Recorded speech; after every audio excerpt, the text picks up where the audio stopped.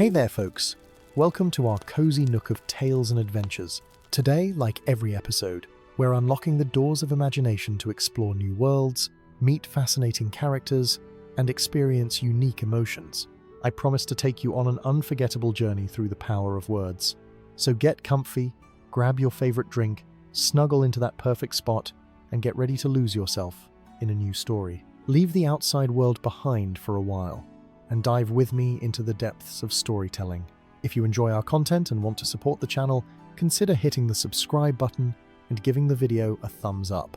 Now, without further ado, let's dive into today's story.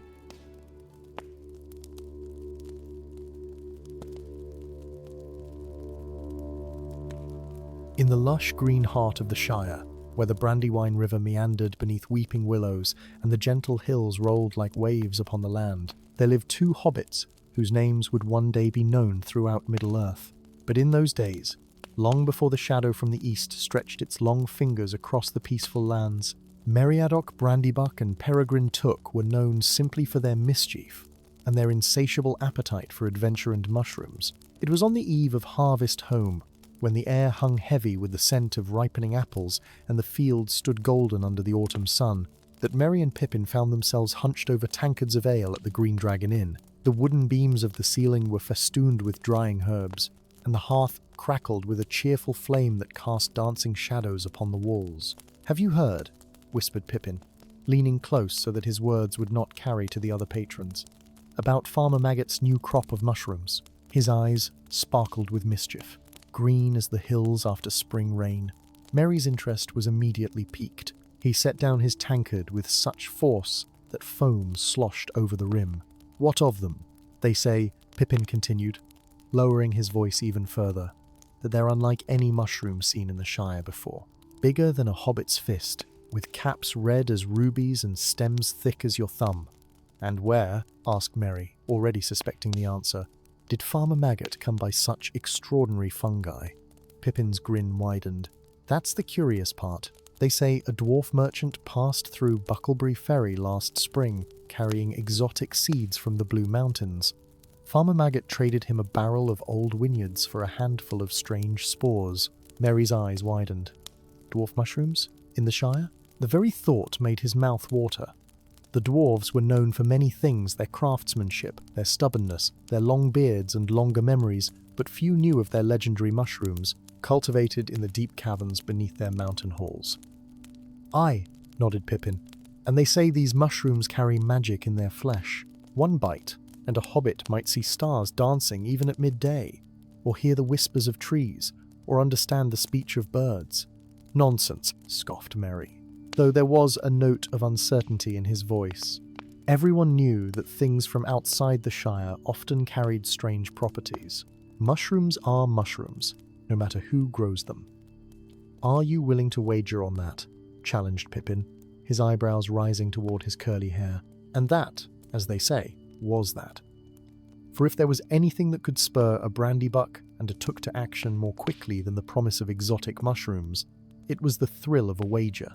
As the night deepened and the stars emerged like scattered diamonds across the velvet sky, the two hobbits made their way toward Farmer Maggot's lands. The path was familiar to them both, for they had made similar expeditions in their younger days, though Farmer Maggot's dogs had long memories, and their teeth were sharp. "We'll need a distraction for those hounds," muttered Merry, as they crouched at the edge of the farm's boundaries. The cornfields rustled in the night breeze, a sea of whispering stalks that concealed the precious mushroom patch beyond. "Leave that to me," Pippin replied with a confidence that Merry found both reassuring and alarming. From his pocket, Pippin produced a small parcel wrapped in cloth. "Bacon from the prancing pony. I've been saving it for a special occasion. This qualifies, I suppose," said Merry dryly. With the skill born of long practice, the two hobbits crept through the cornfields. The moon peeked from behind a bank of clouds, casting silver light upon their path. In the distance, the farmhouse slumbered, its windows dark save for a single candle burning in an upstairs room. Suddenly, a low growl froze them in their tracks. Grip, Fang, and Wolf, Farmer Maggot's notorious dogs, emerged from the shadows, their eyes gleaming with suspicion. "Now would be a good time for that distraction," hissed Merry, his heart hammering against his ribs. Pippin unwrapped the bacon and tossed it far to their right. The dogs, their noses twitching at the tantalizing aroma, hesitated only briefly before bounding after the treat, their former vigilance forgotten in the face of such a delicious diversion. "Quick," urged Mary, and they darted toward the mushroom patch that lay just beyond the cornfield's edge. What awaited them there was beyond their wildest imaginings. The mushrooms stood tall and proud, their caps indeed as red as rubies, glistening with dew under the moonlight. They seemed to pulse with an inner light, a subtle radiance that was both alluring and slightly unnerving. "I've never seen the like," breathed Mary, reaching out a tentative hand to touch one of the magnificent specimens. "Careful," warned Pippin. "Remember what they say about strange things from distant lands." "Since when are you the voice of caution?" asked Mary with a raised eyebrow. "Since we're dealing with dwarf magic," replied Pippin. "My father always says it's wise to be wary of gifts from the mountain folk. They never come without a price." Despite the warning, they could not resist. With gentle hands, they harvested a dozen of the magnificent mushrooms, placing them reverently into the satchels they had brought for this purpose. Just as they were preparing to make their escape, a peculiar sensation began to creep over them both. The world around them seemed to shimmer, as though viewed through a heat haze. The stars overhead appeared to dance and whirl, forming patterns that told ancient stories in a language the hobbits almost understood. The very air seemed to thicken, becoming rich with scents and sounds that had been imperceptible only moments before. "Mary," whispered Pippin, his voice thin with alarm, "I think we may have touched them too much." "Nonsense," replied Mary, though his own voice sounded strange to his ears, as if coming from a great distance. "We haven't even eaten them yet." But it seemed that the dwarf mushrooms needed no consumption to work their influence. Merely handling them had been enough to begin the enchantment. As the two hobbits stared at each other in growing concern, they became aware of a new sound. Voices, small and high, chattering all around them. "Do you hear that?" whispered Pippin, his eyes wide with wonder and not a little fear. "I do," replied Mary, turning slowly in a circle. "It seems to be coming from the mushrooms themselves." And indeed, as they listened more carefully, they realized the chattering voices emanated from the ruby-capped fungi still standing in the patch. The harvested ones in their satchels had fallen silent, as though in mourning for their separation from the earth. "We should leave," said Mary, suddenly uneasy. "This is beyond mischief, Pip. This is meddling with things we don't understand." But even as he spoke, the world around them continued to transform. The cornfield now seemed a vast forest of golden stalks that reached toward a sky ablaze with stars that moved in intricate patterns. The distant barking of Farmer Maggot's dogs had transformed into a melodious chorus that sang of ancient hunts and moonlit chases. "Too late for that," murmured Pippin, his gaze fixed on something beyond Merry's shoulder. "We have company." Merry turned and found himself face to face with a creature no taller than his knee. It had skin like bark, eyes like amber beads, and was clad in garments fashioned from leaves and moss. Its face was neither kind nor cruel, but watchful, with the patient wisdom of growing things. "Greetings, tall folk," said the little being, its voice like the rustling of dry leaves. "It has been many turnings of the seasons since your kind has seen us." Merry and Pippin exchanged glances of astonishment. They had heard tales. Of course, Seavery Hobbit child grew up with stories of the fairy folk who supposedly dwelled in the deepest parts of the old forest. But those were just tales to frighten youngsters into staying close to home, weren't they? "Why, how to you?" stammered Pippin, finding his voice at last. The creature made a sound like twigs snapping glauter, perhaps. "We are the mushroom keepers, the tenders of roots, the small folk of Middle-earth. Long before elves awakened, or dwarves delved, or men built their stone nests, we were here, nurturing the secret life beneath the soil." "And you live in these mushrooms?" asked Merry, gesturing to the glowing fungi. "Not in," corrected the creature. "With. The red caps are our kin, in a way you tall folk would not understand. The dwarf who brought them here did not know what he carried, or perhaps he did, and thought it a fine jest to play upon your farmer." As the creature spoke, more of its kind emerged from the shadows, peering curiously at the two hobbits. They varied in size and appearance and resembled tiny, wizened old men with beards of lichen. Others seemed almost like children fashioned from twigs and berries with bright, curious eyes. "We mean no harm," said Merry hastily, sensing the potential danger in their situation. "We didn't know the mushrooms were special." "All mushrooms are special," replied the creature. its amber eyes gleaming. "But these are royal caps grown in the deepest halls of the dwarves, where they absorb the ancient magics of the mountain. They are not for idle consumption by the hungry or the curious." Pippin swallowed hard and began to carefully remove the harvested mushrooms from his satchel. "We'll return them then, no harm done." But the lead creature shook its head, a movement reminiscent of branches swaying in a breeze. "Too late. Once plucked, they cannot be replanted. Their virtue has already begun to flow into you. Can you not feel it?" And indeed, both hobbits could. The initial disorientation had given way to a heightened awareness, as though veils were being lifted from their senses one by one. They could feel the subtle movements of air across their skin, hear the whispered conversations of nocturnal insects, smell the complex bouquet of earth and growth and decay that composed the night air. "What happens now?" asked Merry, a tremor in his voice. The creature's expression softened slightly. "The magic will pass, in time, but not without leaving its mark. You have tasted the hidden world, and part of you will always remember it, even when your waking minds forget." "But the mushrooms?" pressed Pippin, still holding the harvested caps uncertainly. "Keep them," said the creature. "They are yours now, by bond of touch and sight, but use them wisely. One cap, brewed in clear spring water under the light of a full moon, will grant the drinker visions of distant places and times. One cap, dried and crushed and added to a hearth fire, will bring dreams of flight and transformation. And one cap, consumed raw beneath the open sky, will allow communion with the growing things of the world." The creature's eyes narrowed slightly. "But heed this warning, young tallfolk. Never consume more than one in the space of a moon's turning, lest you lose yourself entirely to the mushroom dreams and wander in spirit through realms from which your bodies cannot follow." With these words, the mushroom keepers began to retreat, melting back into the shadows of the cornfield as though they had never been.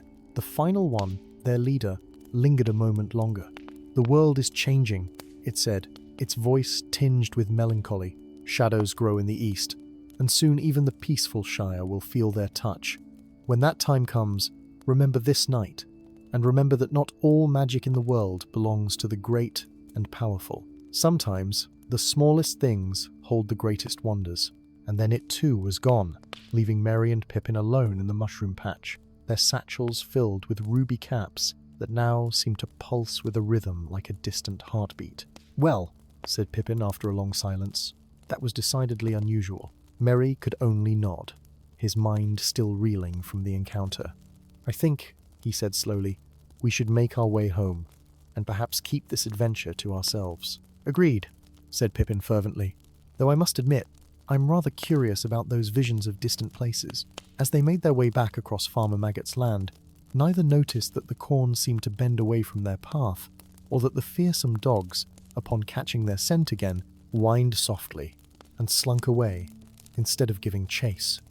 The enchantment of the mushrooms was already working its subtle influence, marking them as touched by the old magics of Middle-earth. Dawn found the two hobbits huddled in Merry's study at Brandy Hall, the ruby mushroom caps arranged carefully on a cloth-covered table between them. In the clear light of morning, the events of the previous night seemed almost dreamlike, yet the evidence lay before them, undeniable and extraordinary.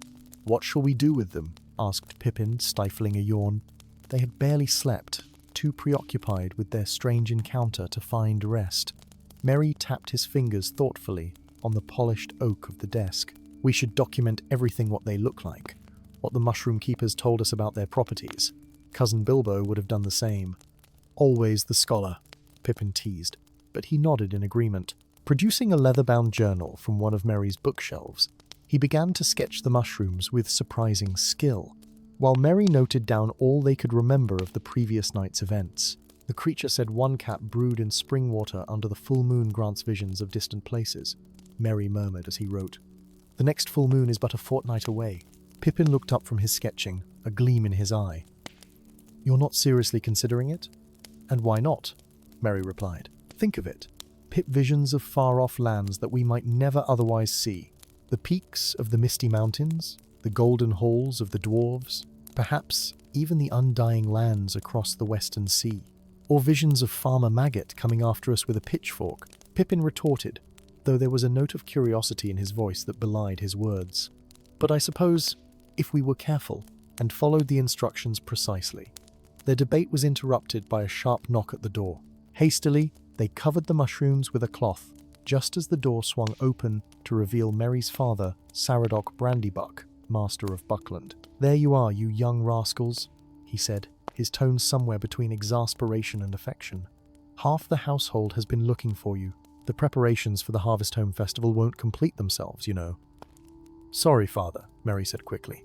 "We were just discussing our contributions to the festivities." Saradoc's gaze lingered on the cloth-covered table, his eyebrow raised in a question he chose not to voice. "Well, whatever mischief you're plotting, it will have to wait. There are tables to be moved, banners to be hung, and barrels to be tapped. Come along now." As the door closed behind his father, Merry let out a breath he hadn't realized he was holding. "We should hide these somewhere safer," he whispered. Pippin nodded. "The old root cellar beneath the east wing? No one goes there anymore. Not since your grandmother insisted it was haunted by the ghost of Great-Uncle Rorimac." "Perfect," agreed Merry. "We'll wrap them in oilcloth to keep them fresh." The following days passed in a blur of festival preparations. The grounds of Brandy Hall were transformed with colourful banners, long trestle tables, and pavilions for dancing. Barrels of ale and cider were brought up from the deepest cellars, and the kitchens worked day and night preparing the feast. Yet amid the bustle and excitement, Merry and Pippin found themselves strangely distracted. Colours seemed more vivid, scents more intense, and they often caught themselves pausing to listen to sounds that no one else seemed to hear: the whispered conversations of trees, the songs of stones weathered by countless seasons, the quiet murmurings of growing things. "It's the mushrooms," Pippin said quietly as they helped hang lanterns in the party field. "Their magic lingers in us, even though we only handled them." Merry nodded, watching a butterfly flit between flowers with newfound fascination. "It's as though I've spent my whole life looking through a window smudged with dust, and someone has finally wiped it clean." On the eve of the festival, as the sun dipped toward the horizon and the first stars began to appear in the darkening sky, the two hobbits slipped away from the preparations and made their way to the old root cellar. The musty air carried scents of earth and forgotten root vegetables, overlaid with a curious sweetness that emanated from the bundle carefully hidden behind a loose stone in the wall. "They're still fresh," marveled Pippin as they unwrapped the mushrooms. "It's been nearly a week, yet they look as if they were just picked." "Dwarf magic," Merry reminded him. "Or perhaps the magic of the mushroom keepers themselves. Either way, we should count ourselves fortunate." Pippin ran a finger gently across one of the ruby caps, feeling its silken texture. "The full moon is tomorrow night. Shall we try the first method the creature described? The one for visions of distant places?" "I've been thinking about that," said Merry, his expression unusually serious. "We should be cautious. Let's brew just one cap between us, and take only small sips. We can always try more another time, but we can't undo what's been done if we overindulge." "Agreed," Pippin said solemnly. "And we should do it somewhere private, somewhere we won't be disturbed. The old stone circle on Buckland Hill, perhaps?" "Perfect," Merry nodded. "No one goes there after dark too, many old tales of ghosts and goblins." With their plan set, they carefully rewrapped the mushrooms, leaving one cap separate for their moonlit experiment. As they emerged from the cellar into the twilight, the sounds of laughter and music drifted up from the festival grounds, where early revelers had already begun to celebrate. "Do you think we should tell anyone?" asked Pippin suddenly. "About the mushrooms, the keepers, all of it?" Merry considered the question for a long moment, watching the lantern light bloom like earthbound stars across the party field. "Not yet," he said finally. "Most would think us mad or fanciful, and those who did believe us might seek the mushrooms for themselves, heedless of the warnings we were given." "Like Lotho Sackville Baggins," Pippin agreed with a grimace. "Exactly. For now, this is our secret, Pip, our adventure." Little did they know, as they rejoined the festivities with innocent smiles and light hearts, that the adventure was only beginning, and that the magic of the dwarf mushrooms would lead them down paths far stranger and more perilous than they could imagine.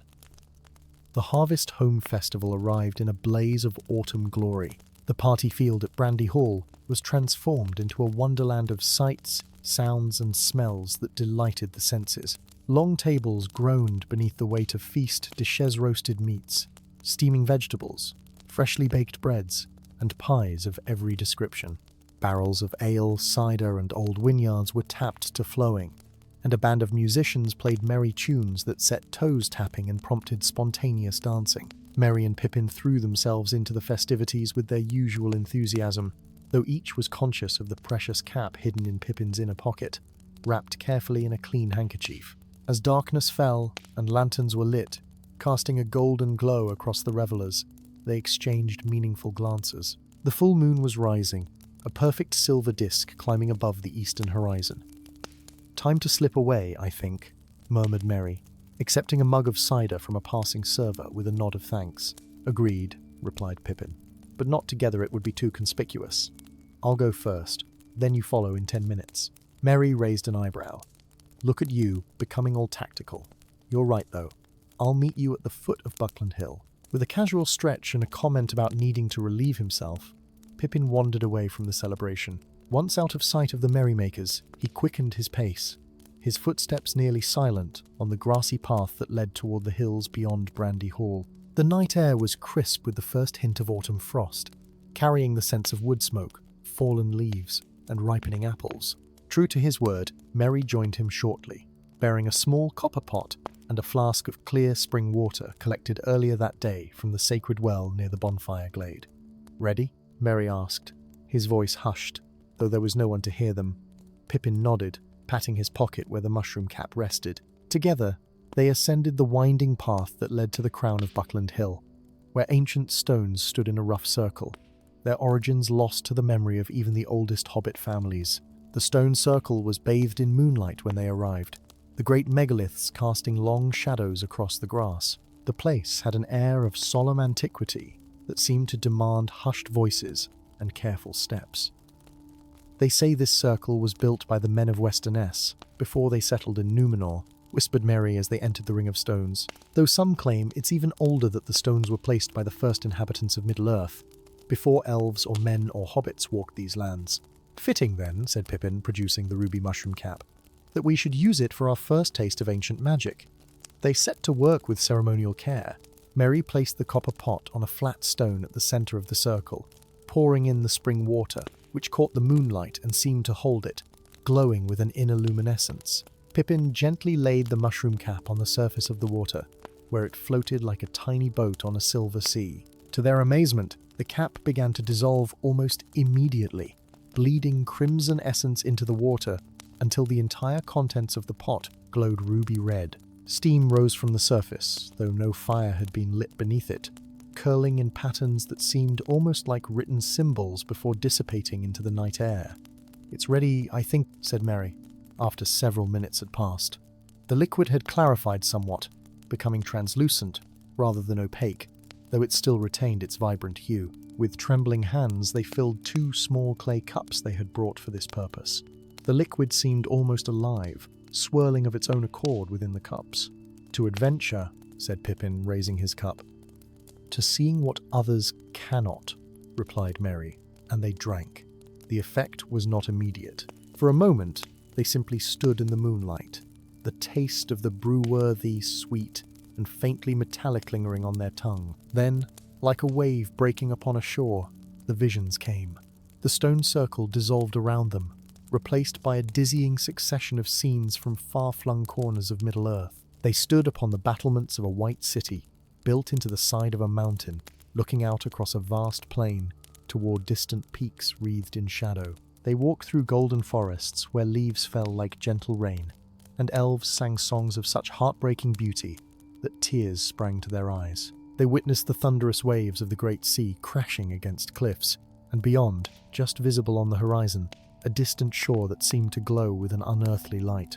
Faster and faster the visions came, some lingering only for a heartbeat, others stretching into what seemed like hours, though no time passed in the world of stone and moonlight. They saw a dark tower rising from a desolate plain, a great eye of fire searching. They glimpsed a small figure, carrying a burden of immense weight, up a blackened mountainside. They beheld a white tree flowering in a courtyard of stone, and kings being crowned, and a world renewed after great sorrows. Throughout it all, they remained somehow aware of each other's presence, as though they travelled these visionary paths hand in hand, sharing in wonder and terror alike. When at last the visions began to fade, and the stone circle reappeared around them, they found themselves sitting upon the grass, their empty cups beside them, the copper pot now dry, as though it had never contained liquid at all. "Did you?" began Pippin, his voice hoarse. "Yes," Merry answered, understanding the unfinished question. "I saw it all, the white city, the golden woods, the sea, and the dark tower," added Pippin with a shudder. "The searching eye. What do you think it means?" Merry shook his head slowly. "I don't know, but I fear some of what we saw may not have been the past or present, but what is yet to come." They sat in silence for a long while, the night air cool around them, the distant sounds of the festival floating up from the valley below, like fragments of another world one that suddenly seemed simpler, more innocent, than the one they now inhabited. "We should go back," said Merry at last, gathering up their implements with hands that still trembled slightly. "They'll wonder where we've gotten to." "Do you think we can?" asked Pippin, his voice uncharacteristically subdued. "Go back, I mean. After what we've seen, can we simply return to ales and dancing as if nothing has changed?" Merry considered this as he carefully stowed the copper pot in his pack. "I don't know, Pip, but I think we must try. Whatever these visions mean, if they mean anything at all, they're not for tonight. Tonight is for celebrating the harvest, for being thankful for the peace and plenty of the Shire." Pippin nodded slowly, getting to his feet with a visible effort. "You're right, of course. Though I doubt I'll taste much of the feast with the memory of those visions still fresh in my mind." They made their way back down the hillside, the moonlight painting their path in silver and shadow.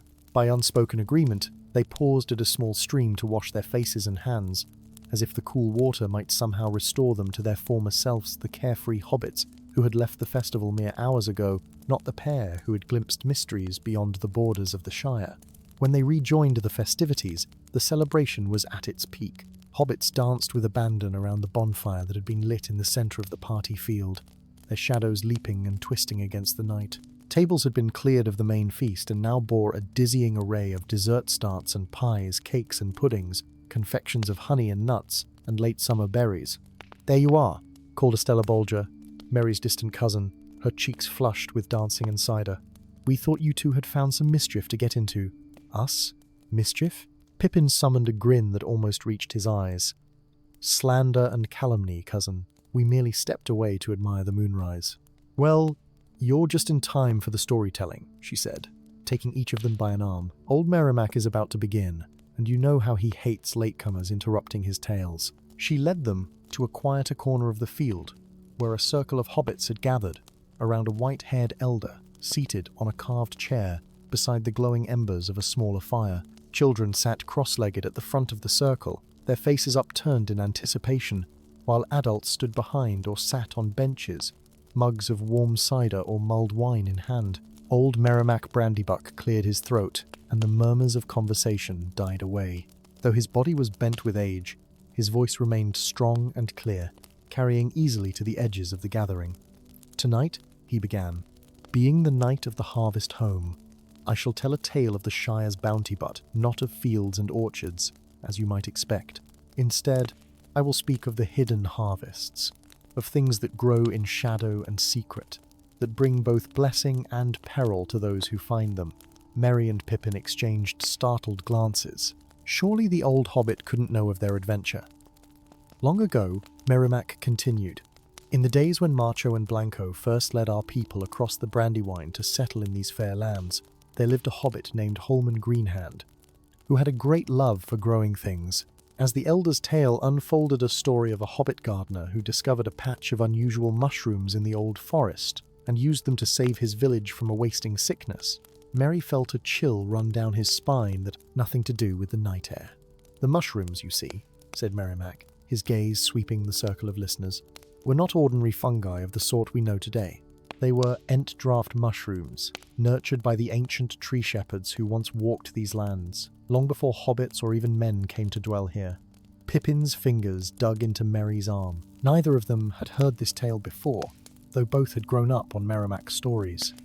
Holman knew, the old hobbit continued, that such gifts come with responsibility. The forest had shared its secret bounty, but not without cost.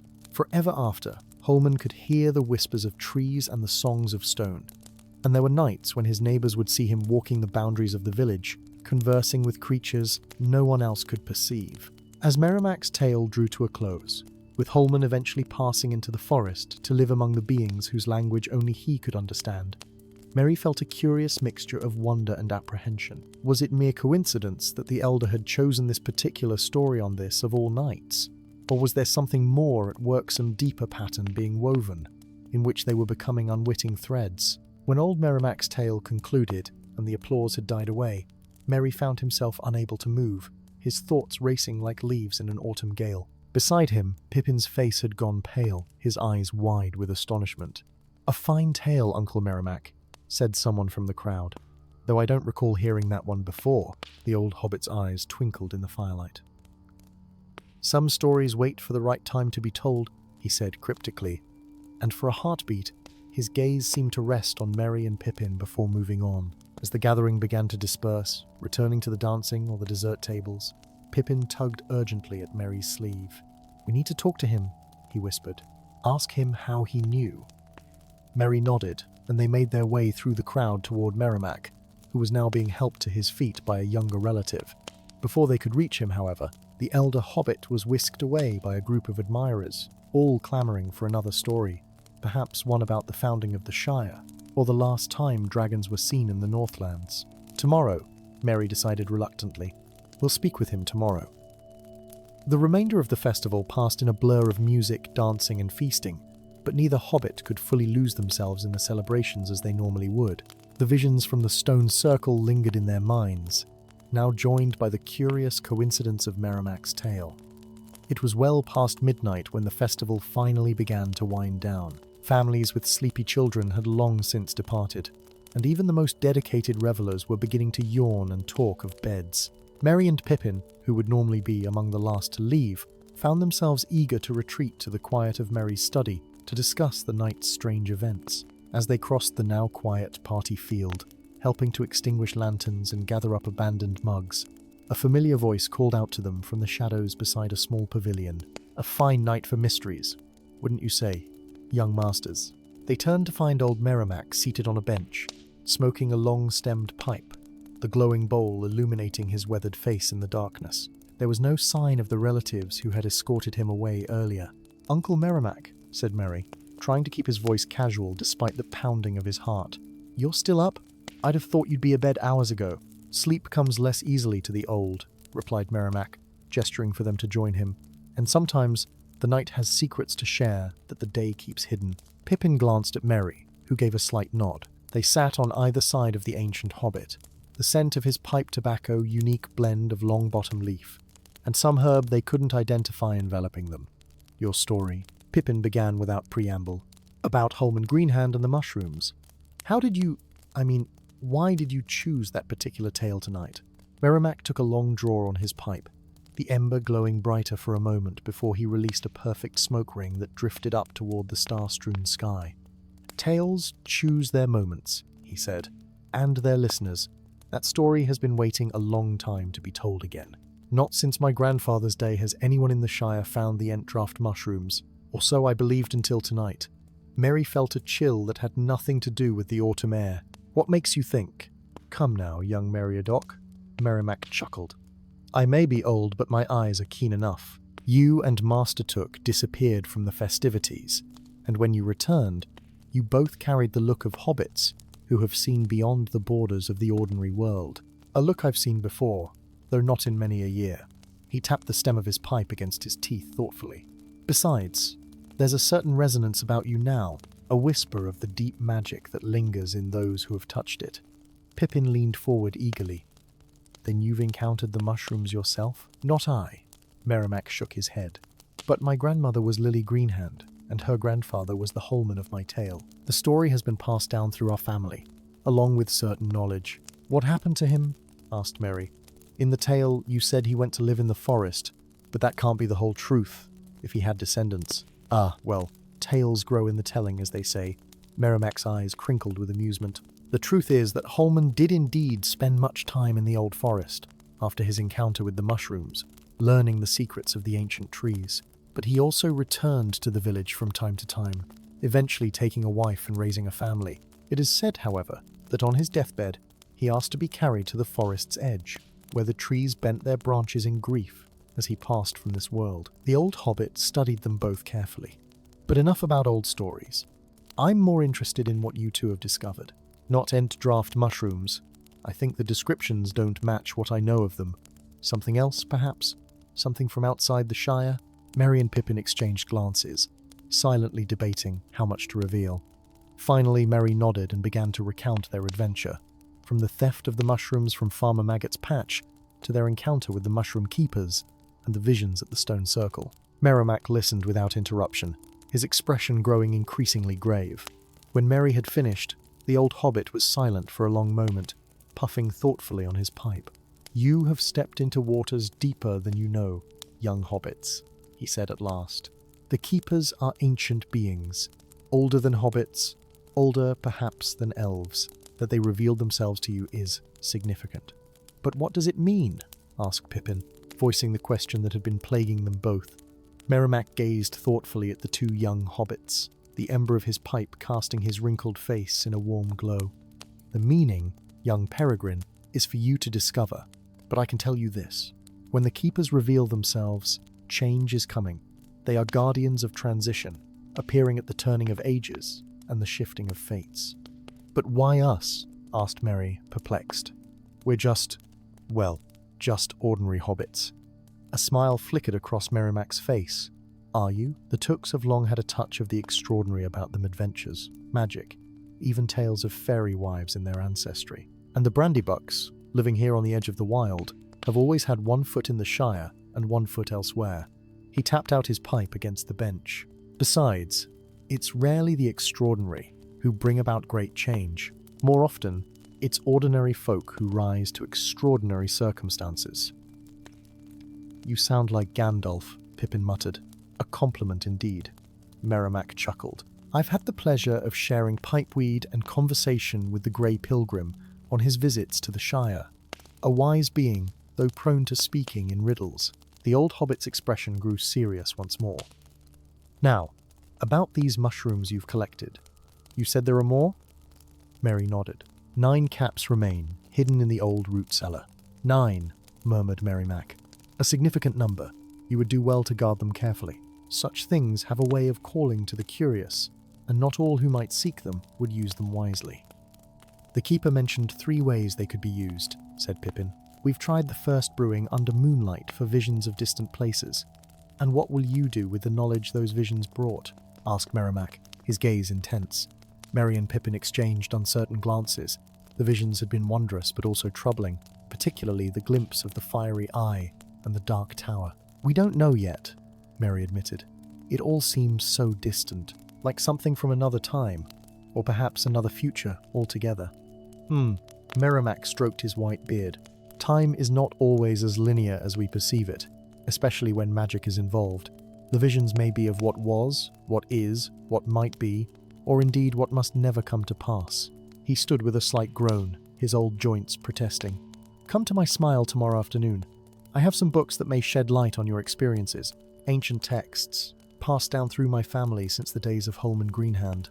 With that, he bid them good night and shuffled away across the field, his slight figure soon swallowed by the darkness.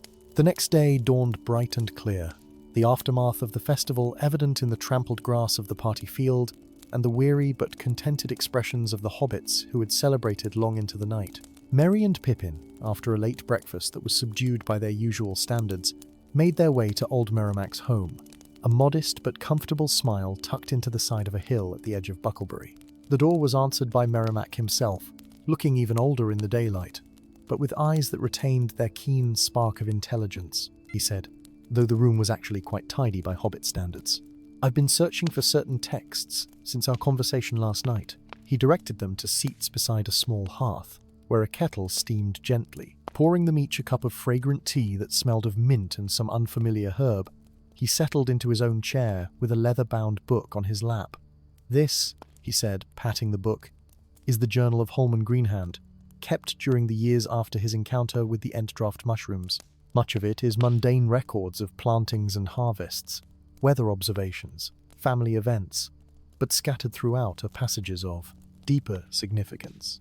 He opened the book carefully, its binding creaking with age, and turned to a page marked with a faded ribbon.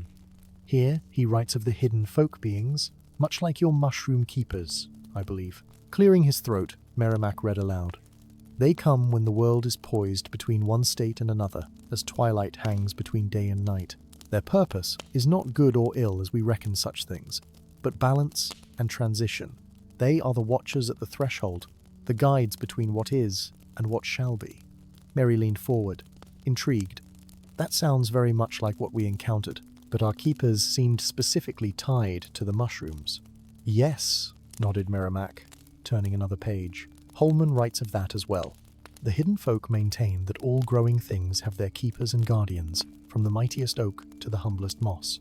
But the keepers of fungi are special among them, for mushrooms themselves exist at the boundary between life and death, between the seen and unseen worlds. That makes a strange sort of sense, said Pippin thoughtfully. Mushrooms aren't quite plants after all. They appear overnight, as if by magic, and thrive in darkness and decay. Precisely, said Meriadoc. They are liminal beings, existing in the in-between spaces, and your ruby caps, being of dwarf origin, carry an additional significance. Dwarves themselves are liminal in the great pattern of Middle-earth, neither of the earth like men and hobbits, nor apart from it like elves, but somehow both. Meriadoc closed the journal carefully, his gnarled fingers tracing the worn leather binding with reverence. There is more, much more, but perhaps it would be best if you discovered some things for yourselves. The path of wisdom is rarely straight, and knowledge given too freely often loses its value. You sound like Gandalf again, Mary said with a small smile. As I said, a compliment. The old hobbit's eyes twinkled. Now, what do you intend to do with the remaining mushroom caps? Pippin glanced at Mary before answering. The keeper said one cap could be dried, crushed, and added to a hearth fire to bring dreams of flight and transformation. That sounds less overwhelming than the visions we experienced. Perhaps, said Meriadoc, though his tone suggested doubt, but dreams have their own power, and transformation is rarely a simple matter. Still, there is wisdom in experiencing each gift the mushrooms offer. He rose stiffly and went to a small chest in the corner of the room, returning with a cloth pouch that he handed to Mary. Dried herbs from my garden, lavender, chamomile, and a pinch of valerian. Add these to the fire, along with the mushroom powder. They may help gentle the experience. As they prepared to leave, Meriadoc placed a hand on each of their shoulders. One last piece of advice, if you'll permit an old hobbit his cautions. Whatever you experience, remember who you are at your core. Transformation can be disorienting. It helps to have an anchor to your true self. With these cryptic words echoing in their minds, Merry and Pippin returned to Brandy Hall, slipping quietly through the busy corridors where hobbits were still cleaning up from the previous night's festivities. In Merry's study, they retrieved one of the ruby mushroom caps from its hiding place and set about preparing it according to the keeper's instructions. We should do this tonight, said Pippin, as he carefully sliced the cap into thin sections. My bed at Crickhollow would be best it's quiet there, away from curious eyes. Merry nodded, arranging the mushroom slices on a sheet of parchment to dry near the hearth. I'll bring these once they're properly dried. And Piplets, keep this adventure between ourselves for now. Not even Frodo or Sam need know of it. Agreed, said Pippin solemnly. Some discoveries are best kept close until their meaning becomes clear.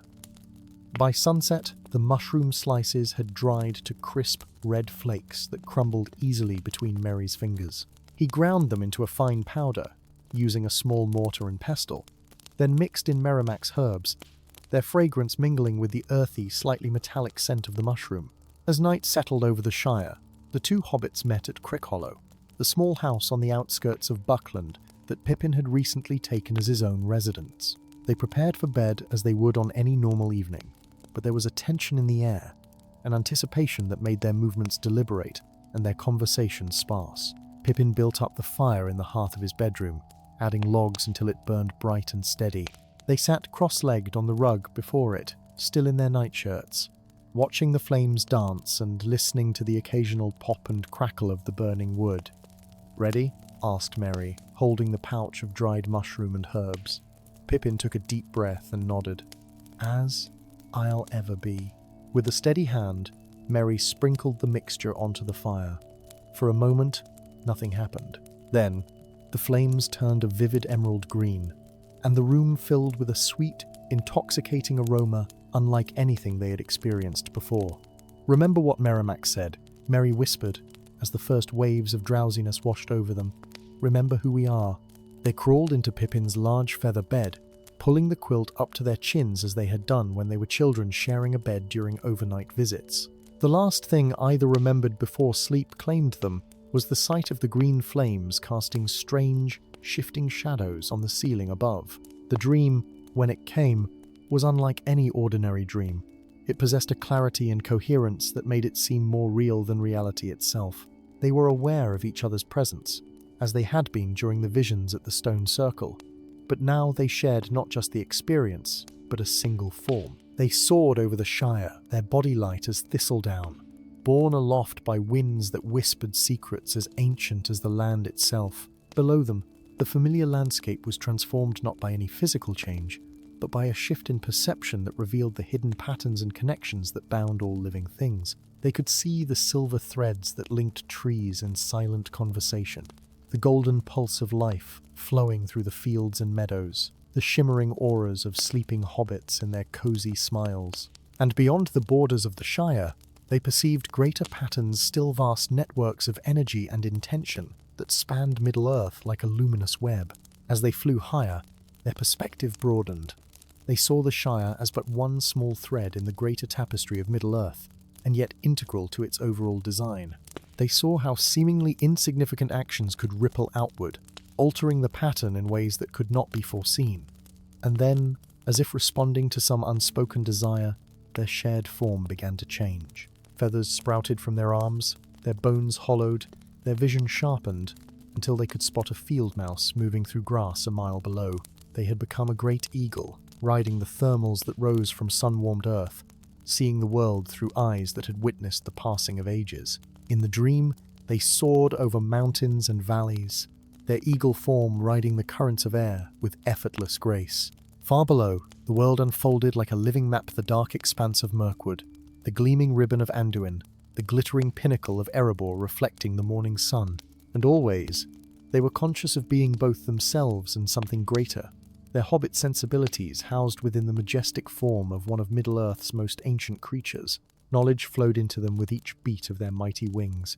They understood the speech of the wind and the silent communication of mountain peaks that had stood watch over the world since its shaping. They glimpsed the memories of the eagle they had become, centuries of observing the comings and goings of the free peoples, the rise and fall of kingdoms, the slow retreat of magic from the world. Then, drawn by some instinct they could not name, they turned their flight southward and eastward. The landscape below grew increasingly barren and forbidding. Mountains of ash and slag rose from plains scorched black by ancient fires. The very air became thick with malice, and their keen eagle eyes perceived a tower rising from a desolate plateau, crowned by a wheel of fire that was also an eye, ever searching, ever watchful. Fear gripped them, but also a strange certainty that this was a place they were destined to see, though perhaps not yet to understand. The eye seemed to sense their presence, its baleful gaze sweeping upward, and with a cry of alarm that echoed across the wasteland, they wheeled away, wings beating desperately as they fled northward. The dream shifted, their eagle form dissolved, and they found themselves falling, but the terror lasted only a moment before they were caught up in a new transformation. Now they were smaller than before, their bodies sleek and furred, their movement a sinuous glide through cool forest shadows. They had become otters, playing in a stream that wound through the heart of the old forest. As otters, they experienced the joy of simple existence, the delight of slipping through water clear as crystal, the satisfaction of catching silver fish that darted between smooth stones, the comfort of nestling together in a cozy den as rain pattered on the leaves overhead. Time had no meaning in this form. They might have lived an entire otter lifetime in the span of a single night's dreaming. Yet, even in this carefree state, awareness lingered. They knew themselves as Merry and Pippin, hobbits of the Shire, temporarily clothed in other flesh but unchanged in essence. And with this awareness came understand that the boundaries between all living things were more permeable than they had ever imagined, that the differences between hobbit and eagle and otter were matters of form rather than fundamental nature. The transformations continued throughout the night. They became in turn a mighty oak tree, with roots delving deep into the secret places of the earth. A family of field mice sheltering in a hollow log as a storm raged outside. A colony of bees dancing messages of flower locations to their hive mates. Ancient stones on a hilltop, witnessing the slow turning of seasons across millennia.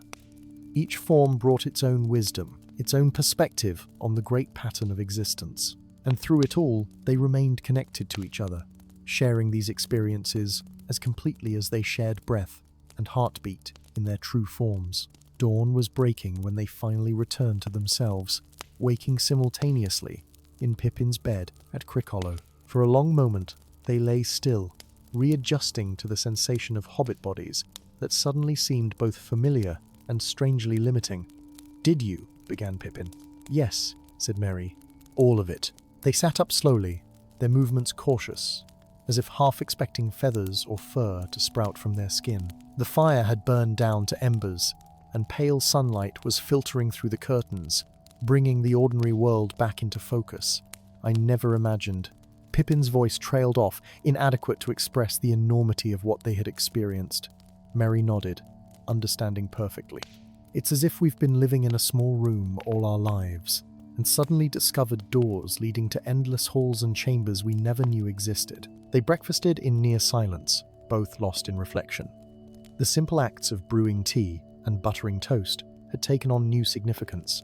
They could sense the journey of the tea leaves from distant fields to their cups, the connection between the wheat in their bread and the soil that nourished it, the complex web of relationships that brought food to their table. "I keep thinking about the eye," said Pippin at last, his expression troubled. "What was that place, Merry? It felt wrong, like a wound in the world." Merry shivered, despite the warmth of the kitchen. "I don't know, but I think it's important that we saw it, as if we were being shown something we need to understand, even if the understanding hasn't come yet." "Old Merrimac might know," suggested Pippin. "Or perhaps Gandalf," they said in unison. The wizard had not been seen in the Shire for some months, but rumours placed him in Bree as recently as a fortnight ago. If anyone could interpret the meaning of their visions, it would be Gandalf the Grey, wanderer of Middle-earth and student of its deepest mysteries. "We should seek him out," said Merry decisively. "Not immediately. There's still the third method the keeper described, consuming a cap raw beneath the open sky to commune with growing things. We should complete the cycle before we take our questions elsewhere." Pippin agreed, though not without a hint of trepidation. Each experience with the mushrooms had been more profound than the last, and he wondered what revelations awaited them in this final stage of their exploration. As if reading his thoughts, Merry placed a reassuring hand on his friend's shoulder. "Whatever comes, we face it together. That seems to be part of the magicit works through our bond, our friendship." Pippin's expression brightened. "You're right. I wouldn't want to undertake this strange journey with anyone else." And so, as the autumn sun climbed higher in the sky, they began to plan for the final phase of their mushroom adventure, unaware that forces were already in motion that would soon draw them into events far greater than two young hobbits could imagine. The day for their final mushroom experience arrived with a perfect autumn dawn crisp, clear and filled with golden light that set the changing leaves ablaze with colour. Merry and Pippin had chosen their location carefully, a small clearing in the woods near the Brandywine, where ancient oaks stood sentinel, and a carpet of moss cushioned the ground. They arrived as the sun crested the eastern hills, carrying with them a small basket containing 2 ruby mushroom caps, a flask of fresh spring water, and a loaf of bread baked that morning in the kitchens of Brandy Hall. "It feels different this time," said Pippin as they settled in the centre of the clearing. "More deliberate." Merry nodded. "The first time, we were reckless thieves, taking what wasn't ours without understanding its value. The second time, we were seekers of visions, drawn by curiosity. Now we come as students," Pippin finished for him, "ready to learn what the earth itself might teach us." They laid out a clean cloth on the moss and placed the mushroom caps upon it. In the morning light, the caps seemed to pulse with inner radiance, their ruby hue deepening to the colour of heart's blood. The keeper said to consume them raw, beneath the open sky, to commune with growing things. Merry recited, his voice hushed with anticipation. "Half each?" suggested Pippin. Merry shook his head. "I think we each need a whole one this time. The experience is meant to be personal, I believe." With solemn ceremony, they each took a cap, studying its perfect form one last time before raising it to their lips. The flesh was surprisingly sweet, with complex flavors that reminded them of honey, earth, and something indefinable perhaps, the taste of magic itself. They sat facing each other, cross-legged on the moss, their knees touching to maintain connection. For several minutes, nothing happened, and Merry was beginning to wonder if perhaps they had misunderstood the keeper's instructions. Then, slowly, he became aware of a change in his perception. It began with sound. The rustling of leaves overhead resolved into distinct voices, murmuring conversations between ancient trees that had stood witness to centuries of Middle-earth's history. Then came touch, could feel the slow pulse of sap rising through roots deep beneath the forest floor, the patient unfurling of ferns in shadowed corners, the industrious movement of earthworms aerating the soil. Beside him, Pippin gasped, and Merry knew his friend was experiencing the same awakening of senses. But unlike their previous shared experiences, each was receiving different messages, different insights from the living world around them. Merry found his awareness extending outward in ever-widening circles, connecting with every green and growing thing in the vicinity. He could feel the complex network of fungi beneath the forest floor, the hidden highways through which trees communicated and shared nutrients. He sensed the slow awakening of bulbs preparing for winter's sleep, the drowsy contentment of squirrels in their nests, the quiet determination of ivy climbing towards sunlight. He glimpsed the shaping of the Shire from wilderness to cultivated garden, the patient work of countless hobbit hands guided by an instinctive understanding of what the land itself desired. When at last the communion began to fade, and Merry returned to more ordinary awareness, he found tears streaming down his face not from sorrow, but from the sheer beauty of the connection he had experienced. Across from him, Pippin was similarly moved, his expression one of wonder and profound peace. "Did you feel it?" he whispered. "The song?" Merry nodded, understanding immediately what his friend meant. Beneath all the individual voices of plants and creatures had been a unifying melody, a song of life and growth and renewal that bound all living things together in a great, ongoing chorus. "I understand now," said Merry softly, "why the keeper said these mushrooms were royal caps. They grant a kind of kingship not over other beings, but among them. They allow us to take our place in the great pattern, to hear the song and add our own voice to it. And I understand why they needed to be used with care," added Pippin. "Such knowledge could easily overwhelm or corrupt. Imagine someone like Lotho Sackville Baggins. With such awareness she'd see only how to exploit it, not how to honor it." They remained in the clearing through midday and into the afternoon, speaking little but sharing in the profound shift of perspective their experience had brought. The world would never look quite the same to them again. Every blade of grass, every leaf and flower now revealed as part of a vast, interconnected web of life that spanned Middle-earth. As the sun began to dip toward the western horizon, they finally gathered their things and prepared to return to Brandy Hall. "What should we do with the remaining mushrooms?" asked Pippin as they walked along the riverbank, the brandy wine flowing smooth and silver beside them. Merry considered the question carefully. "Keep them safe for now. I have a feeling their purpose isn't yet fulfilled. Something is coming.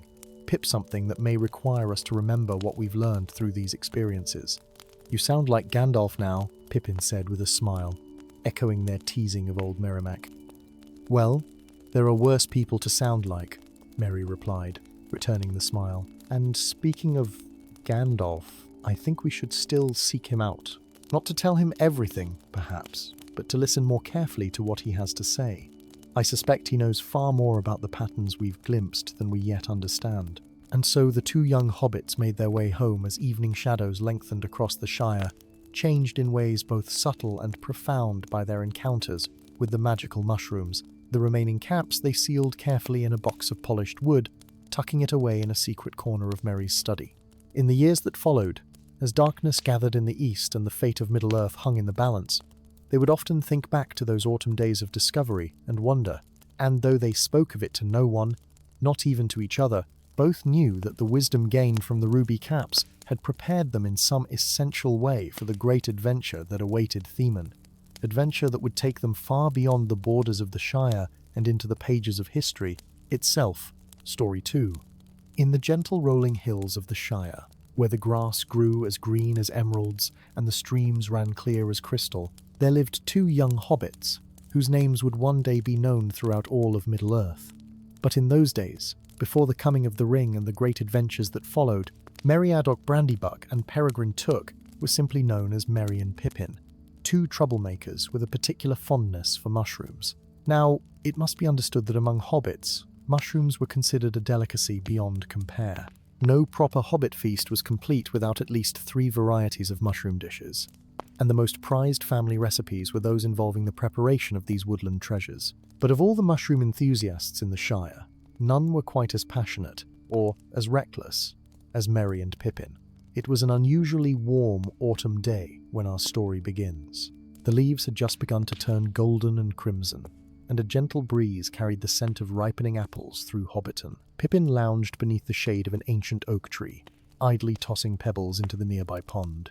"I'm bored," he announced, a dangerous statement when coming from a Took. Merry, who had been dozing with his back against the oak's trunk, opened one eye. "Last time you said that, we ended up spending a week cleaning out Farmer Maggot's chicken coops." "That was hardly my fault," Pippin protested. "How was I to know that his prized rooster would take such offense to my hat?" Merry snorted. "Perhaps because you were using it to carry off his corn?" Details, Pippin waved dismissively. "But I've had a thought, cousin. Do you remember old Bumblebee's tales about the silver caps that grow in the North Farthing?" At this, Merry sat up straight, suddenly alert. "The legendary mushrooms that are said to be as large as dinner plates and taste like the finest butter and cream? The ones that only appear once every 10 years under the harvest moon?" Pippin grinned, his eyes twinkling with mischief. "The very same. And guess what tonight is?" "The harvest moon," Merry breathed, excitement rising in his chest. "But Pippin, the North Farthing is 3 days' journey from here, and old Bumblebee's tales are just that, tales. No hobbit has actually found silver caps in living memory, which is precisely why we should be the ones to find them." Pippin jumped to his feet, brushing grass from his trousers. "Think of it, Merry. We would be legends. Hobbits would sing songs about us at harvest feasts for generations to come. Or they'll sing about how we got lost in the Bindbowl Wood and were never seen again," Merry countered, though there was a noticeable lack of conviction in his voice.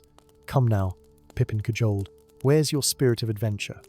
"I believe I left it in Farmer Maggot's chicken coop," Merry replied dryly. Despite his protests, however, Merry found himself caught up in Pippin's enthusiasm. The legend of the silver caps was one that had fascinated him since childhood, and the thought of actually finding them, being the first hobbits in generations to taste their legendary flavor, was too tempting to resist. "If we leave within the hour, we can reach the edge of Bindbowl Wood by nightfall," Merry found himself saying. "We'll need provisions, and a map, and perhaps a lantern, as the moon won't rise until later." Pippin's face split into a wide grin. "I knew you'd come around. This will be the greatest adventure of our lives. Well, so far at least."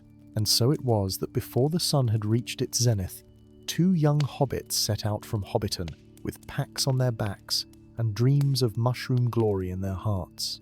Little did they know that the silver caps were far more remarkable and far more troublesome than any tale had ever suggested.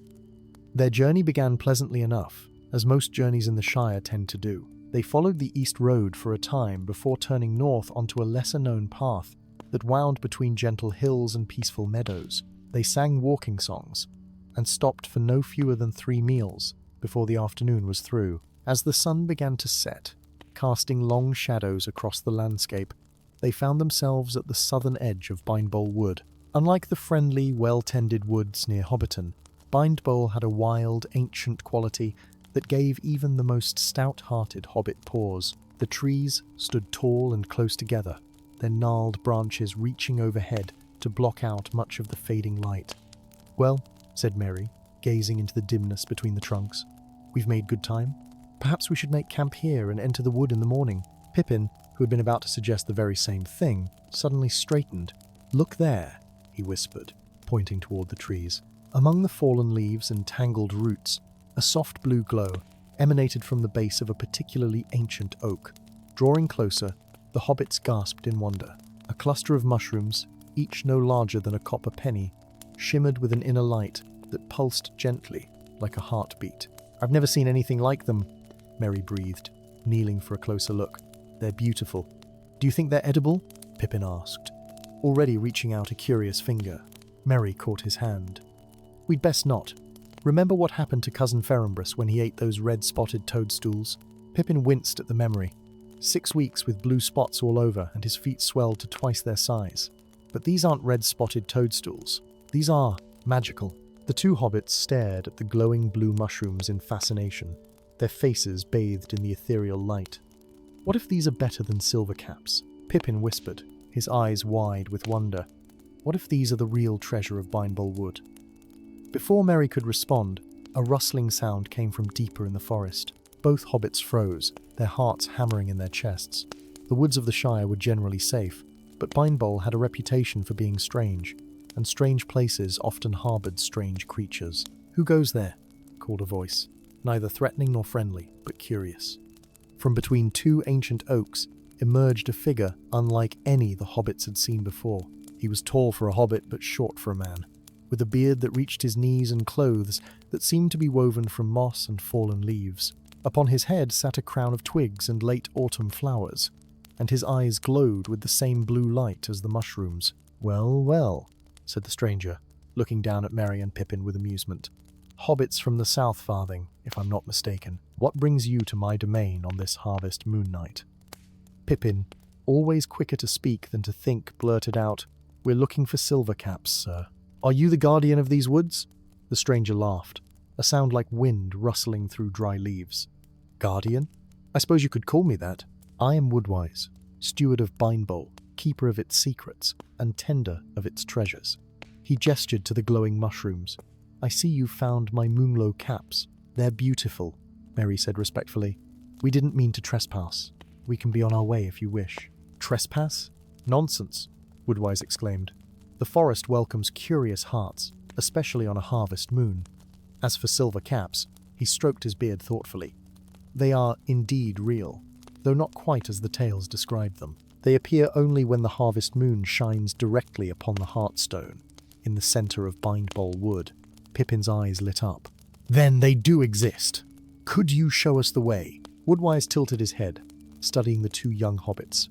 "I could, but tell me, what would you do with silver caps, if you found them?" "Eat them, of course," Pippin replied without hesitation. Merry, more perceptive to the weight of the question, added, "We would savor them and remember the experience for the rest of our lives, and perhaps share the tale with others, though I doubt many would believe us."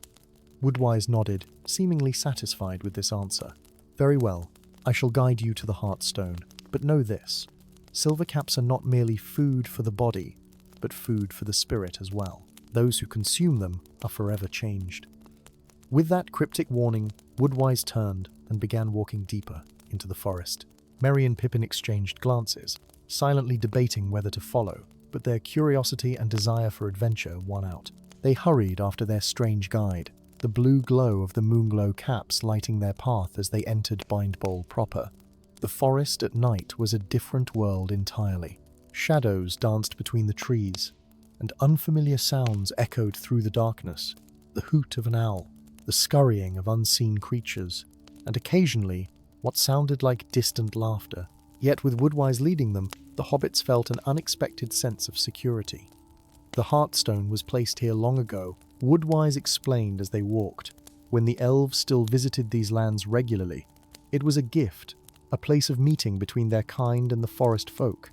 "Forest folk?" Merry asked. "Do you mean hobbits?" Woodwise chuckled.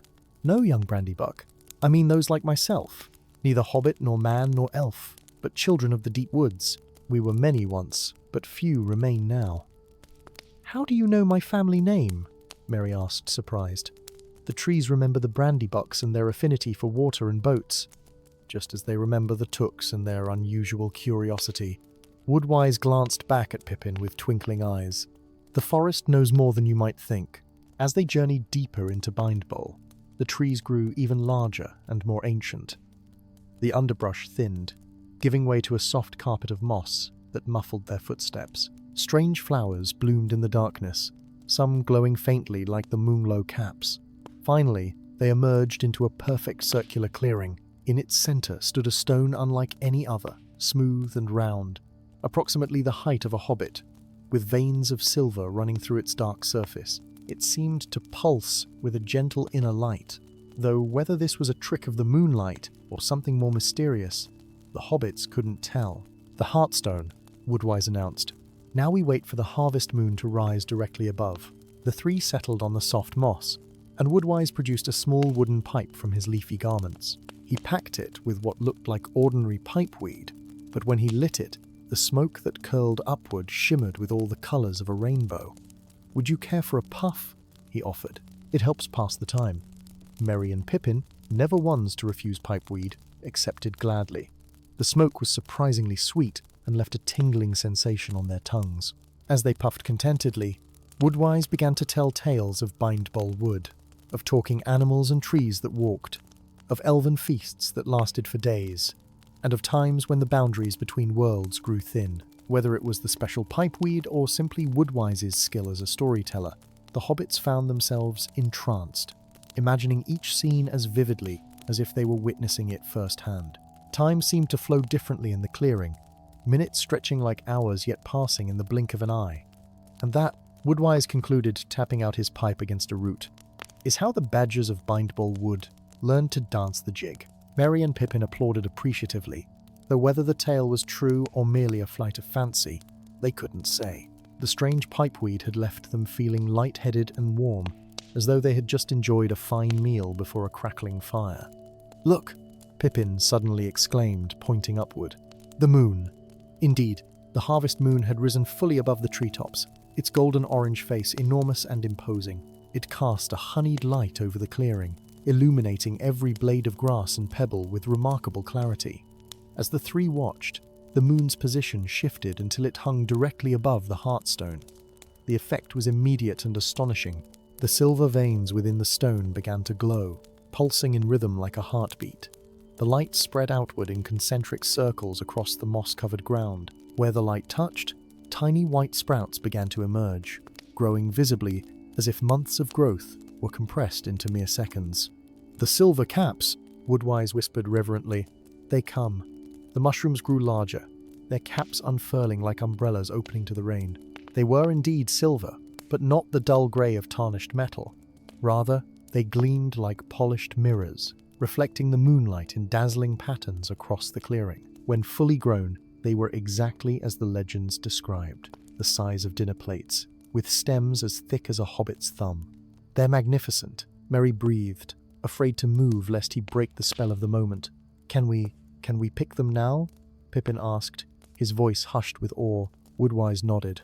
"You may each take one, no more. The rest must remain to release their spores and ensure next harvest moon's growth." The hobbits approached the mushrooms with reverence normally reserved for the finest treasures. Up close, the silver caps were even more beautiful, with delicate patterns etched across their mirrored surfaces, like frost on a winter window. Pippin reached out tentatively and plucked one from the ground. It came away with surprising ease, and a small puff of silvery dust rose from where the stem had been. The dust caught in the moonlight and swirled around Pippin's face, causing him to sneeze. Merry selected his silver cap with equal care, marveling at how light it felt in his hands despite its size. "What now? Do we eat them here?" "That is the custom," Woodwise confirmed. "Sit by the Heartstone and partake of the forest's gift. But remember my warning. Silver caps change those who consume them." The two hobbits settled at the base of the stone, their backs resting against its cool surface. They examined their mushrooms carefully, turning them over in their hands. "Well," Pippin said finally, "we didn't come all this way just to look at them, did we?" With that, he took a brave bite from the edge of his silver cap. His eyes widened immediately. "Merry, it's incredible!" Merry followed suit, and the moment the silver cap touched his tongue, he understood Pippin's reaction. The flavor was unlike anything he had ever experienced, rich and buttery as promised, but also somehow reminiscent of fresh cream, wild honey, and summer berries all at once. More remarkably, the flavor seemed to shift and change with each bite, revealing new nuances and complexities. "It's like tasting memories," Merry mused between bites. "I can taste my mother's honey cakes, and the strawberries we used to pick by Bywater Pool, and Farmer Maggot's prize-winning mushroom soup," Pippin exclaimed. "Though how I know that flavor, I can't say, as we certainly never stayed around long enough to be offered any." They laughed together, savouring each bite of the miraculous mushrooms. Woodwise watched them with an enigmatic smile, saying nothing but observing closely. As they ate, a curious sensation began to spread through their bodies.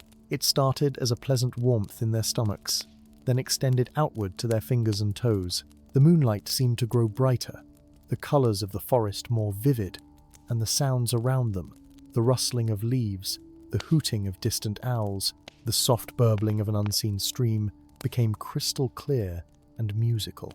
"I feel different," Merry said, looking at his hands in wonder. They seemed to be the same hands he had always known, yet somehow new and fascinating. "I feel taller," Pippin declared, standing up. "Do I look taller to you?" Before Merry could answer, a melodious sound filled the clearing. Woodwise was laughing, his voice like wind chimes in a gentle breeze. "The Silvercaps work their magic differently for each who partakes," he explained. "Sometimes the changes are visible, sometimes not, but they are always real and always lasting." "What sort of changes?" Merry asked, a note of concern entering his voice for the first time. "That," Woodwise replied, "you will discover for yourselves, in time. But fear not. The gifts of the Silvercaps are never malicious, though they may occasionally be mischievous." As if, in response to his words, the hobbits noticed that the forest around them had begun to glow softly. Every tree, every blade of grass, every pebble emitted a faint light in different hues: blues, greens, purples, and golds, creating a landscape like something from an elven dream. "Is the forest glowing?" Pippin asked in amazement. "Or are we seeing it differently?" "Perhaps both," Woodwise suggested. "The Silvercaps open your eyes to things that were always there, but hidden from ordinary sight." The hobbits stood and began to explore the transformed clearing, touching glowing flowers and watching in delight as ripples of light spread from their fingertips. They felt extraordinarily light, as though gravity had loosened its hold on them, and each step seemed to carry them further than it should. "This is extraordinary," Merry exclaimed, watching the trail of light his fingers left as he waved his hand through the air. "It's like being inside a dream, but more real than reality itself." "Indeed," Woodwise nodded. "The Silvercaps reveal the hidden magic of the world, magic that has always been there, though few have eyes to see it." Pippin, who had wandered to the edge of the clearing, suddenly called out in excitement. "Merry, come quickly! The trees, they're moving!" Merry hurried to join his cousin and saw that Pippin was right. The ancient oaks at the edge of the clearing were shifting slightly, their massive trunks bending and their branches swaying, though there was no wind. More remarkably, faces seemed to be forming in their bark, kindly, ancient faces with deep-set eyes and mouths that moved as if in slow conversation. "Tree shepherds," Woodwise explained, coming to stand beside them. "Distant kin to the Ents of Fangorn Forest, though much slower and less prone to travel. They watch over Bindbol Wood, as they have for countless ages." As if in response to his words, one of the tree faces turned toward them. Its eyes, like knotholes filled with starlight, regarded the hobbits with benign curiosity. Then, with agonizing slowness, its wooden lips parted, and a deep, resonant voice emerged. So deep it seemed more like a vibration in the earth than a sound in the air. "Ooh," the tree shepherd rumbled. "We'll coo." "Thank you," Merry replied, bowing slightly. "It's an honor to meet you." "It speaks," Pippin marveled. "I never imagined trees could speak." "Moose dooned," the tree shepherd explained, its words stretched like tree rings. "Fees remies and bahoo." Another tree face formed more fully, this one appearing feminine somehow, with graceful features and eyes that sparkled like dew. "You who have Evan the Silvercaps," she observed. "You see snoo." Merry and Pippin nodded, still awestruck by the conversing trees. "Well bringings you to Pineball?" the first tree asked. "Adventure," Pippin replied promptly. "And mushrooms, of course." The tree shepherd's bark seemed to crinkle in what might have been a smile. "Adventure fins throughs woo see ick," the female tree observed. "Boo be wary. Das anger lurks." "Even heaver." "Danger?" Merry asked, suddenly alert despite the dreamlike state induced by the Silvercaps. What sort of danger? But the tree shepherds were already withdrawing, their faces melting back into ordinary bark, though much slower than they had appeared. Their final words drifted to the hobbits like autumn leaves falling to the forest floor. The barger kine was atches, be Casfaraful. Well, that was cryptic, Pippin remarked, looking to Woodwise for explanation. What's a Badger King? Woodwise's expression had grown serious. The Badger King is no ordinary badger, but a creature of great intelligence and ancient grudges. He rules the warren beneath Bindbowl with an iron paw. Normally, he avoids the Heartstone clearing, but on harvest moon nights, his power grows, as does his boldness. Should we be concerned? Merry asked. Not if we depart soon, Woodwise replied. The moon will begin to wane from its zenith shortly, and we should be well away from here by then. No sooner had he spoken than a new sound reached their ears, a rhythmic thumping, as of many small feet marching in unison. From the underbrush emerged a most unusual sight, a procession of badgers walking on their hind legs, each wearing what appeared to be armor fashioned from acorns, beechnuts, and polished stones. They carried spears made from thorns bound to slender branches. At their head walked the largest badger the hobbits had ever seen. His fur was silver-streaked, and atop his head sat a crown fashioned from a circlet of gleaming beetles. Still alive and moving, around his neck hung a pendant that glowed with the same blue light as the moonglow caps. Woodwise, the Badger King growled, his voice surprisingly cultured for a creature with such fearsome teeth. You bring outsiders to the Heartstone on the sacred night? This violates our compact. Woodwise bowed slightly. King Bristlepelt, these hobbits sought the silver caps, as is their right by the old laws. They have taken only one each and have shown proper respect. The Badger King's small, clever eyes fixed on Merry and Pippin. Hobbits, he sniffed disdainfully. Always poking their oversized noses where they don't belong. Your kind has not been welcome in the deep parts of Bindbowl since the Great Betrayal. Great Betrayal? Pippin echoed, genuinely confused. What betrayal? You don't even remember, Bristlepelt snarled, his fur bristling. Typical. 300 years ago, hobbits and badgers shared these woods in harmony. We taught your ancestors our secret mushroom-finding techniques, and in return, they helped us harvest honey from the high trees. Then came the Winter of Long Knives, when your kind hunted us for our fur and meat. Those few who survived retreated deep underground, swearing vengeance upon all hobbit kind. Merry and Pippin exchanged alarmed glances. This was no part of Shire history they had ever heard. Your Majesty? Merry began cautiously. We know nothing of this betrayal.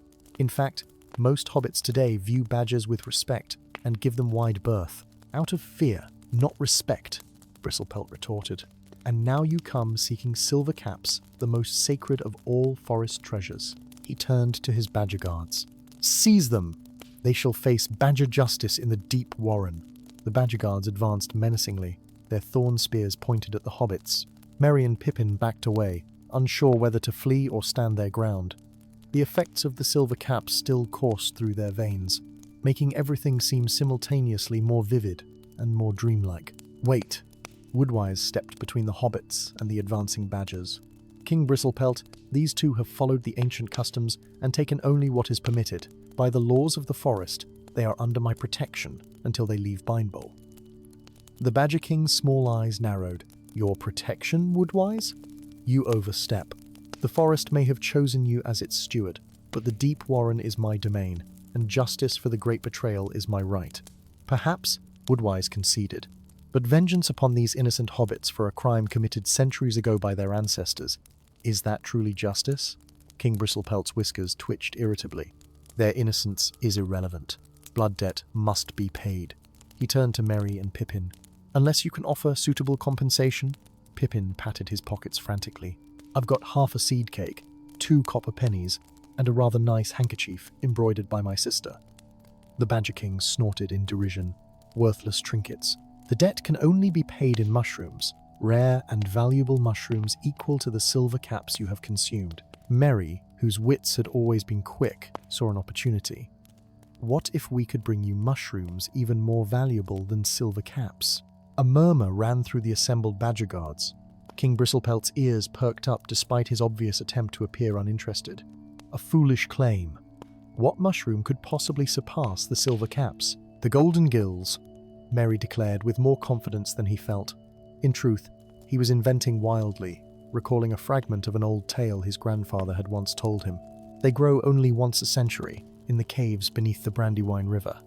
Preposterous, the Badger King scoffed, though there was a note of uncertainty in his voice. I have catalogued every mushroom in Middle-earth, and I have never heard of these golden gills. That's because hobbits have kept them secret, Pippin chimed in, catching on to Merry's ploy. They're said to taste like. He struggled for a moment, then inspiration struck. Like sunshine on a summer morning and honeymead aged 100 years. Several badger guards made appreciative sounds before King Bristlepelt silenced them with a glare. If such mushrooms exist, the Badger King said slowly, and if you could bring them to me, the blood debt might be considered paid. Then we have a deal? Merry asked hopefully. Not so fast. King Bristlepelt's claws clicked against the pendant at his chest. You will remain here as my prisoners, while one of you ventures forth to retrieve these golden gills. Should you fail to return within 7 days, or should you return without the mushrooms, your companion will face badger justice. The hobbits exchanged alarmed glances. This was not going as planned. Both must go, Woodwise interjected firmly. The golden gills can only be harvested by 2 pairs of hands working in concert, one to locate, one to gather. This is known. The Badger King appeared suspicious, but something in Woodwise's steady gaze seemed to convince him. Very well, he relented. Both may go, but you, Woodwise, shall remain as surety of their return.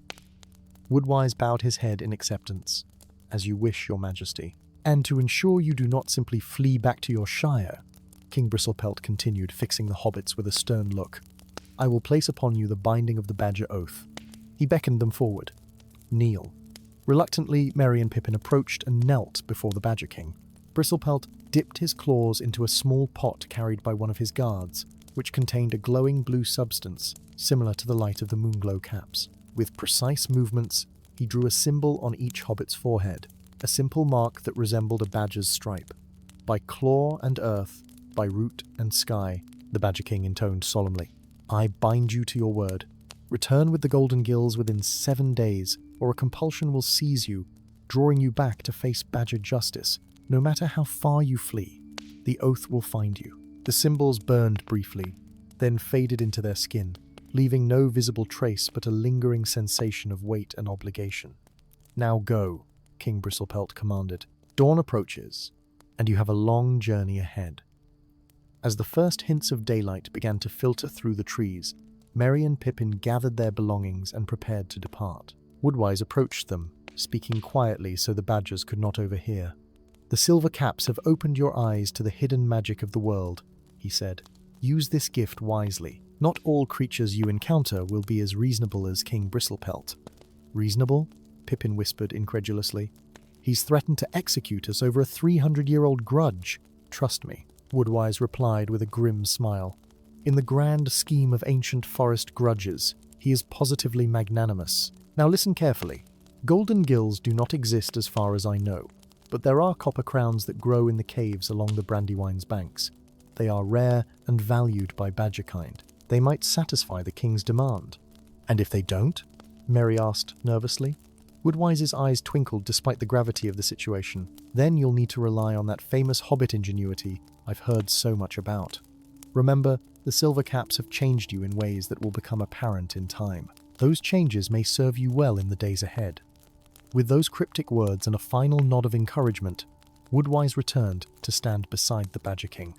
The Badger Guards parted, creating a path for the hobbits to exit the clearing. As Merry and Pippin made their way back through the now awakening forest, they felt the weight of the Badger Oath upon them, like an invisible tether connecting them to Bindball Wood. Yet strangely, despite the danger and uncertainty, their hearts were light with the thrill of adventure and the lingering magic of the silver caps. By midday, Merry and Pippin had left Bindball Wood far behind. The rolling green hills of the Shire stretched before them, familiar and comforting, after their strange night in the forest. Yet something had changed. The world seemed different, more alive somehow. Colours appeared more vivid, sounds more distinct, and occasionally they caught glimpses of tiny creatures darting between blades of grass, creatures no hobbit had ever mentioned seeing before. Do you think this is what Woodwise meant about the silver caps changing us? Pippin asked, pausing to watch what appeared to be a miniature person with dragonfly wings disappear into a dandelion. I believe so, Mary replied. It's as if a veil has been lifted from our eyes. I wonder how long it will last. Hopefully at least until we find these copper crowns, Pippin said, unconsciously touching his forehead where the Badger King had drawn his mark. I don't fancy finding out what badger justice entails. They walked on, cutting across country toward the Brandywine River. Their route would take them past the edge of Farmer Maggot's land, a prospect that would normally have filled them with trepidation, given their history of mushroom borrowing from his fields. Today, however, mushrooms of a different sort occupied their thoughts. As the afternoon wore on, Mary began to notice something peculiar. The ground beneath his feet seemed to speak to him, not in words exactly, but in impressions and feelings. He could sense the network of roots beneath the soil, the burrows of small animals, and most interestingly, the presence of fungi spreading their invisible mycelia through the dark earth. "Pippin," he said excitedly, "I think I can feel where mushrooms are growing. It's like they're singing to me from underground." Pippin looked at him skeptically. "Are you certain you're not still addled from those silver caps?" "Quite possibly," Mary admitted. "But let me try something." He closed his eyes and focused on the subtle sensations coming from beneath his feet, then walked several paces to his right and began to dig with his fingers. Just inches below the surface, he uncovered a cluster of perfectly formed button mushrooms. "Extraordinary!" Pippin exclaimed. "Do you think I have a special ability too?" "Undoubtedly," Mary replied. "Woodwise said the silver caps affect each person differently. You just haven't discovered yours yet." They continued their journey, stopping occasionally when Mary sensed edible mushrooms nearby. By late afternoon, they had collected enough for a hearty meal. As they prepared to make camp for the night, Pippin gathered firewood, while Mary organized their provisions. When Pippin returned with an armful of sticks, Mary noticed something strange. "Pippin, did that branch just move?" Pippin looked down at the firewood in his arms. To his astonishment, one of the branches was indeed moving, curling its twigs like fingers. "Well, I'll be," he exclaimed, dropping the entire bundle in surprise. The animated branch stood upright, balanced on one end, and began to hop around in an agitated fashion. It seemed to be trying to communicate, waving its twig fingers urgently. "I think it wants us to follow it," Mary suggested, watching the branch's frantic movements. "Follow a stick? That seems questionable, even by the standards of our current adventure," Pippin replied dubiously. Nevertheless, when the branch hopped off into the nearby thicket, the hobbits followed, curiosity overcoming caution. They pushed through brambles and ducked under low-hanging boughs until they came upon a small clearing where a most unusual sight awaited them. A tiny figure, no taller than Merry's knee, was trapped beneath a fallen branch. He appeared to be made entirely of wood and leaves. A miniature tree herd, perhaps related to the great tree shepherds they had seen in Bindbowl, but small enough to be mistaken for a child's doll. "A woodling!" Pippin exclaimed, recognizing the creature from old Hobbit tales told to frighten children away from wandering too far into the forest.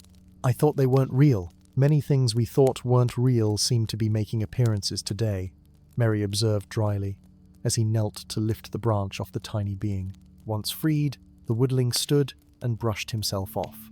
His face was like a knot in an oak tree, with deep-set eyes that glowed with a warm amber light. He bowed deeply to the hobbits, his movements accompanied by creaking sounds like a tree swaying in the wind. "I am Twigfoot, at your service," he said, in a voice that rustled like leaves. "You have my gratitude for your assistance. Few mortals would aid a forest spirit in these latter days." "We're pleased to help," Mary replied politely, "though I must admit, we wouldn't have seen you at all if not for the silver caps we consumed last night." Twigfoot's wooden eyebrows rose in surprise. "Silver caps? From the Heartstone? You have been greatly blessed, or perhaps greatly cursed, depending on one's perspective." "That remains to be seen," Pippin interjected. "At the moment, we're more concerned with finding copper crown mushrooms to satisfy a rather irritable Badger King." "Ah, Bristlepelt." Twigfoot nodded knowingly. His grudge against hobbits is legendary among woodland folk. The copper crowns might indeed appease him, though finding them is no simple task. They grow only in the deepest caves along the Brandywine, where the river runs underground for a stretch. "Do you know where exactly we might find these caves?" Mary asked hopefully. Twigfoot considered for a moment. "I do, but such knowledge comes with a price. Woodland spirits do not give away information freely, especially to mortals. The hobbits exchanged worried glances. "What sort of price?" Pippin asked cautiously. "Nothing onerous," Twigfoot assured them. "I ask only that you carry me with you to the Brandywine. I have business with the river sprites, but travelling alone is perilous for one my size. In exchange, I will guide you to the secret entrance of the Copper Crown Caves." The hobbits agreed readily to Twigfoot's proposal, and soon the little woodling was comfortably settled in Pippin's pack, his wooden head poking out to observe the journey and provide directions. As they continued toward the Brandywine, Twigfoot proved to be an entertaining companion, full of stories about the hidden folk of the Shire that no Hobbit chronicler had ever recorded. "Few know that the Brandywine River was once called the Baranduin by the elves," Twigfoot explained as they walked. "It means golden brown waters in their tongue, named for the soil it carries. But the river sprites call it Grandmother Willow's Tears, believing it sprang from the weeping of an ancient tree spirit whose grove was destroyed in the elder days." "Are there many such spirits still in the Shire?" Merry asked, fascinated by these revelations about his homeland. "More than you might think, though fewer each year," Twigfoot replied, a note of sadness in his rustling voice. "As forests shrink and hobbits build and farm ever outward, the old magics retreat. That is why I must speak with the river sprites. We forest folk are considering a great migration eastward, beyond the misty mountains where ancient woods still flourish untouched." The thought of magical beings fleeing the Shire saddened the hobbits, though they could hardly blame them. Hobbits were practical creatures who valued comfort and cultivation over wilderness and wonder. By evening they had reached Farmer Maggot's land. They skirted the edges of his fields cautiously, though their thoughts of mushroom thieving had been replaced by more urgent concerns. Nevertheless, old habits died hard, and they moved stealthily through the gathering dusk. As they passed a particularly fine field of corn, a curious thing happened. Pippin, who had been walking ahead, suddenly vanished from sight. One moment he was there, the next, nothing. "Pippin?" Merry called softly, alarmed. "Where are you?" "I'm right here," came Pippin's voice from seemingly nowhere. "Can't you see me?" "No, I can't see you at all." There was a pause. Then Pippin's voice again tinged with wonder. I think I'm invisible." "Ah." Twigfoot nodded sagely, though he was speaking to empty air. "The silver cap's gift reveals itself. Each who partakes receives a boon suited to their nature. For a hobbit with a knack for sneaking into farmers' fields, invisibility seems most appropriate. But how do I become visible again?" Pippin's disembodied voice asked, a hint of panic creeping in. "Intention," Twigfoot replied. "The gift responds to need and will. Wish to be seen, and you shall be." After a moment of concentration, Pippin gradually reappeared, like a figure emerging from fog. His eyes were wide with excitement. "Did you see that? I was completely invisible. Think of the possibilities, Merry." "I am thinking of them," Merry replied dryly, "and that's precisely what worries me. But I must admit, this could be tremendously useful for our current predicament." They made camp in a small copse beyond Farmer Maggot's land. As they prepared their evening meal, supplemented by the mushrooms Merry had found earlier, Pippin practiced his newfound ability, flickering in and out of visibility until he could control it with ease. "I wonder what your gift might be, Merry," Pippin mused as they sat around their small fire. "You can sense mushrooms underground, but is there more to it?" "I'm not certain," Merry admitted, "though I've been feeling increasingly connected to growing things. It's as if I can sense their needs and nature." Twigfoot, who had been quietly observing, spoke up. "Try placing your hands upon the earth and extending your awareness downward." Merry did as suggested, pressing his palms to the ground and closing his eyes in concentration. Almost immediately, he gasped in surprise. He could feel the entire root system of the copse, a vast underground network connecting the trees and plants in complex patterns. More remarkably, he could sense the information flowing through this network. Warnings of dry soil to the west, news of rain coming from the east, alerts about a badger digging new burrows nearby. "The plants are talking to each other," Merry whispered in awe. "They're sharing knowledge through their roots." "Indeed," Twigfoot confirmed. "What you've discovered is what elves call the Earth Song, the constant communication between growing things. Few mortals can hear it, even among the wisest." Could I speak to them as well?" Merry asked. "Try," the woodling encouraged. "Send a thought into the network." Concentrating, Merry formed a greeting in his mind, and directed it into the root system beneath his hands. At first, nothing happened, but then he felt a response. Not words exactly, but a warm sensation of welcome and curiosity. The trees were acknowledging him. "They answered me," Merry exclaimed, his face glowing with wonder. "Two remarkable gifts," Twigfoot observed. "One hobbit who can vanish from sight, another who can converse with the green world." The Silvercaps chose well. The next morning, they continued their journey eastward toward the Brandywine. The day passed uneventfully, though both hobbits practiced their new abilities as they walked. By nightfall, they could see the glimmer of the river in the distance, its waters catching the last rays of the setting sun. "We'll reach the Brandywine by midday tomorrow," Merry calculated. "Where exactly are these caves, Twigfoot?" The woodling pointed north. "There is a bend in the river where ancient willows grow so thick their roots have formed a natural bridge. Beneath that bridge, hidden by trailing branches, lies the entrance to the underground passage where the Brandywine flows through darkness for a stretch. It is there, in that perpetual twilight, that the copper crowns flourish." "And the river sprites?" Pippin asked. "Where will we find them?" "They will find us," Twigfoot replied cryptically. "River sprites are curious by nature. The presence of two hobbits and a woodling will surely draw their attention." As night deepened around them, the hobbits took turns keeping watch. During Merry's shift, he reached out with his newfound sense to the surrounding plants. The grasses and wildflowers responded drowsily, sharing the day's events, including a piece of information that made Merry sit up straighter. "Something follows us," the plants whispered. "Something that walks on two legs, yet is not hobbit, nor man, nor elf." Merry woke Pippin and Twigfoot immediately. "Something's following us," he whispered. "The plants have sensed it. Not hobbit man, nor elf, but walking on two legs. A woodling, perhaps?" Twigfoot suggested, his wooden features creased with concern. "Much larger, according to the grasses," Merry replied. "And alone, moving stealthily."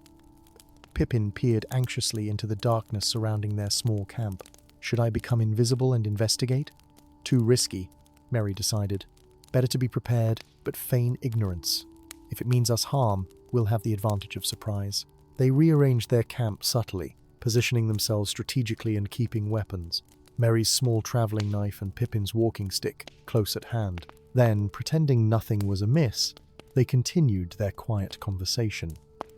Barely half an hour passed before a twig snapped in the darkness beyond their fire's glow.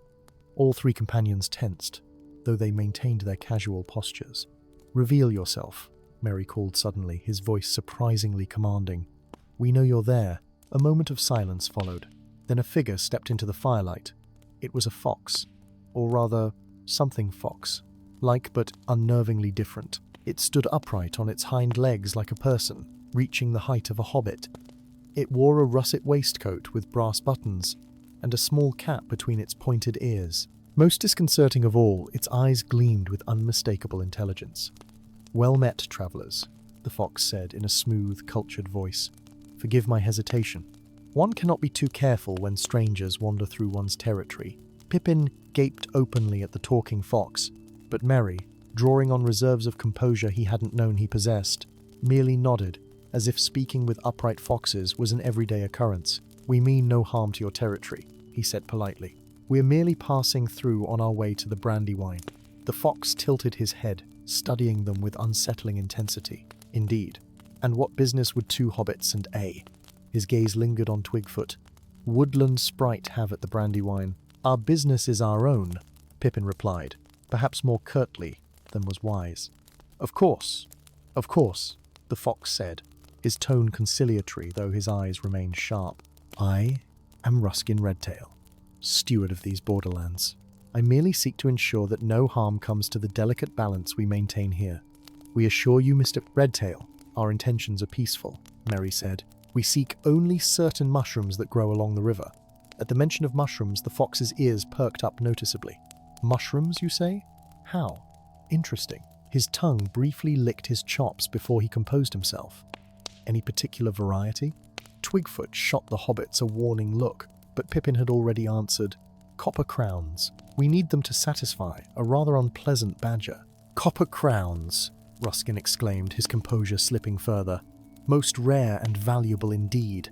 And for Bristlepelt, no doubt, His reputation extends even to these parts. The fox paced thoughtfully, his bushy tail swishing behind him. Perhaps I could be of assistance. How so? Mary asked cautiously. I know a quicker path to the cave where the copper crowns grow most abundantly, Ruskin explained. I could guide you there, saving you considerable time and effort. In exchange for what? Twigfoot asked sharply. Ruskin smiled, revealing pointed teeth. Merely a portion of your harvest. Say, half of whatever copper crowns you collect. The hobbits exchanged glances, silently debating the offer. We accept, Merry said finally, provided your path truly is quicker, and you make no claim on the first dozen mushrooms we gather. Those go to King Bristlepelt. Agreed, the fox said promptly, settling himself by their fire. We shall depart at first light. The caves are a delicate place, better navigated in daylight. Though none spoke it aloud, a sense of unease settled over the camp. Merry reached out again to the surrounding plants, asking for any knowledge of Ruskin Redtail. The grasses and shrubs responded with mixed impressions. The fox was known to them, neither entirely trusted nor completely feared. He kept his word, they told Merry, but always to the letter rather than the spirit, finding clever ways to twist agreements to his advantage. When Ruskin appeared to be sleeping, Twigfoot whispered, Be wary. Foxes are known for their cunning, and those touched by the old magic are cleverer still. This one desires the copper crowns for himself, though I know not why. Morning arrived with a fine mist rising from the ground, giving the landscape an otherworldly quality. Under Ruskin's guidance they travelled northeast, following game trails and hidden paths that indeed seemed to be leading them more directly toward the Brandywine than their previous route. By mid-morning, they heard the distant rushing of the river. Ruskin led them through a particularly dense thicket that suddenly opened onto the riverbank at exactly the spot Twigfoot had described, a bend where ancient willows grew so thickly their roots formed a natural bridge across a narrow section of the Brandywine. The cave entrance lies beneath those trailing branches, Ruskin explained, pointing to where the willow fronds dipped into the water. One must dive beneath and swim upward into a hidden air pocket. From there, a tunnel leads to the cave system where the copper crowns grow. Pippin eyed the swirling river, dubiously. Swim? Hobbits aren't known for their aquatic prowess, Mr. Redtail. The current is gentle here, the fox assured them, and the swim is short, barely 20 strokes. As they prepared to enter the water, a ripple appeared in the middle of the river, then another and another. Soon the surface was disturbed by dozens of small concentric circles, as though raindrops were falling. Except the sky was clear. River sprites, Twigfoot whispered excitedly. They've come. From each ripple in the water emerged a small, luminous figure. The river sprites were beautiful and strange. Their bodies appeared to be made of flowing water given solid form, with features that shifted and changed like reflections on a rippling surface. Their hair streamed behind them like liquid silver, and their eyes glowed with an inner light, the colour of the deepest part of the Brandywine. Ruskin tensed visibly at their appearance, his tail bristling. We should hurry, he urged. River sprites are capricious creatures. Peace, fox, one of the sprites called, her voice like water over smooth stones. Your reputation precedes you, but we have not come for you. The sprite turned her attention to Twigfoot, who had climbed from Pippin's pack and now stood on the riverbank, bowing deeply. Greetings, Lady Ripplestone, the woodling said formally. I come bearing tidings from the forest folk of Bindbowl and beyond. And we shall hear them, the sprite replied. But first, we are curious about your companions. Her gaze fell upon the hobbits. 2 halflings who see the unseen. You have partaken of the silver caps, have you not? We have, Merry confirmed, bowing as Twigfoot had done. And now we seek copper crowns to fulfill a debt to the Badger King of Bindbowl. The sprite leader laughed, a sound like a bubbling brook. Such grand adventures for such small creatures. And what of you, Ruskin Redtail? What is your stake in this quest? The fox attempted a charming smile, merely offering assistance to travellers in need, Lady Ripplestone. Indeed, she replied skeptically. Your generosity is unprecedented. She turned back to the hobbits. The copper crowns you seek do indeed grow in the caves beyond the willow curtain. But beware, the caves are not merely caves. They are the dwelling place of Deep Mind, the ancient stone serpent who has guarded the underground waters since before the coming of elves to Middle-earth. Pippin swallowed nervously. A stone serpent? Is it dangerous? Only to the dishonest and greedy, Ripplestone replied, her gaze flickering meaningfully toward Ruskin. Deep Mind prizes truth above all else, and can smell a lie as easily as you might smell fresh-baked bread. Ruskin's ears flattened against his head. Perhaps I should wait here while you retrieve the mushrooms, he suggested to the hobbits. Oh no, Merry said pleasantly. Our agreement was for you to guide us to the Copper Crowns. The cave entrance is merely the beginning. The fox looked as though he might object, but seeing the firm expressions on both hobbits' faces, he sighed in resignation. Very well. Lady Ripplestone approached Twigfoot. Come, woodland friend. We shall speak of your tidings while your companions seek their treasure. When you have concluded your business, we will transport you safely back to the forest. Twigfoot turned to the hobbits. May the green wisdom guide your steps. Remember what I told you about the silver caps. Their gifts may serve you well in the darkness ahead. With that, the woodling departed with the river sprites, vanishing beneath the Brandywine's surface without causing so much as a ripple. Merry, Pippin, and their reluctant Vulpine guide prepared to enter the water. Following Ruskin's instructions, they dove beneath the trailing willow branches and swam upward into a concealed air pocket, just as the fox had described. From there, a narrow tunnel led away from the river, climbing gradually into the hillside. Stay close, Ruskin advised, his night vision far superior to the hobbits. The tunnels branch frequently, and it's easy to become lost. They proceeded cautiously through the semi-darkness, their way illuminated by an eerie blue glow that emanated from patches of phosphorescent lichen clinging to the walls. The air was cool and damp, thick with the earthy scent of underground places and the faint, tantalizing aroma of mushrooms. After navigating a complex series of twists and turns, they emerged into a vast cavern. The ceiling soared high above them, decorated with stalactites that glittered with embedded crystals. A small underground stream trickled across the floor, its gentle gurgling the only sound in the stillness. And there, growing along the banks of the stream, were the Copper Crowns. Magnificent mushrooms, with caps the size of dinner plates and the color of newly minted pennies. They grew in clusters, their stems intertwined like dancers holding hands. Beautiful, Pippin breathed, approaching the nearest cluster. Careful, Ruskin cautioned, though his own eyes gleamed with undisguised covetousness. Copper crowns are delicate.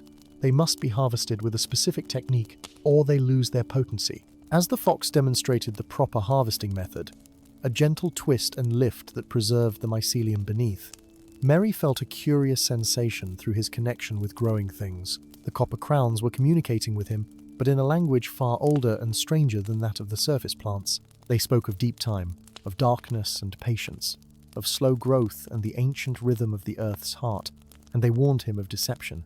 Merry glanced at Ruskin, who was instructing Pippin on how to store the harvested mushrooms in a special pouch. The fox's manner was helpful and seemingly genuine, but Merry couldn't shake the feeling that something was amiss. Extending his awareness more deeply, Merry connected not just with the mushrooms, but with the very stone of the cavern.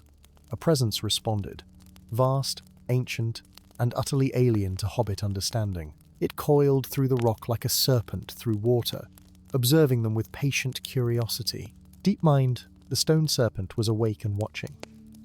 We should take what we need and leave quickly, Merry suggested, a note of urgency in his voice. I sense we're not alone. Nonsense, Ruskin replied dismissively. The caves are perfectly safe if one knows how to navigate them.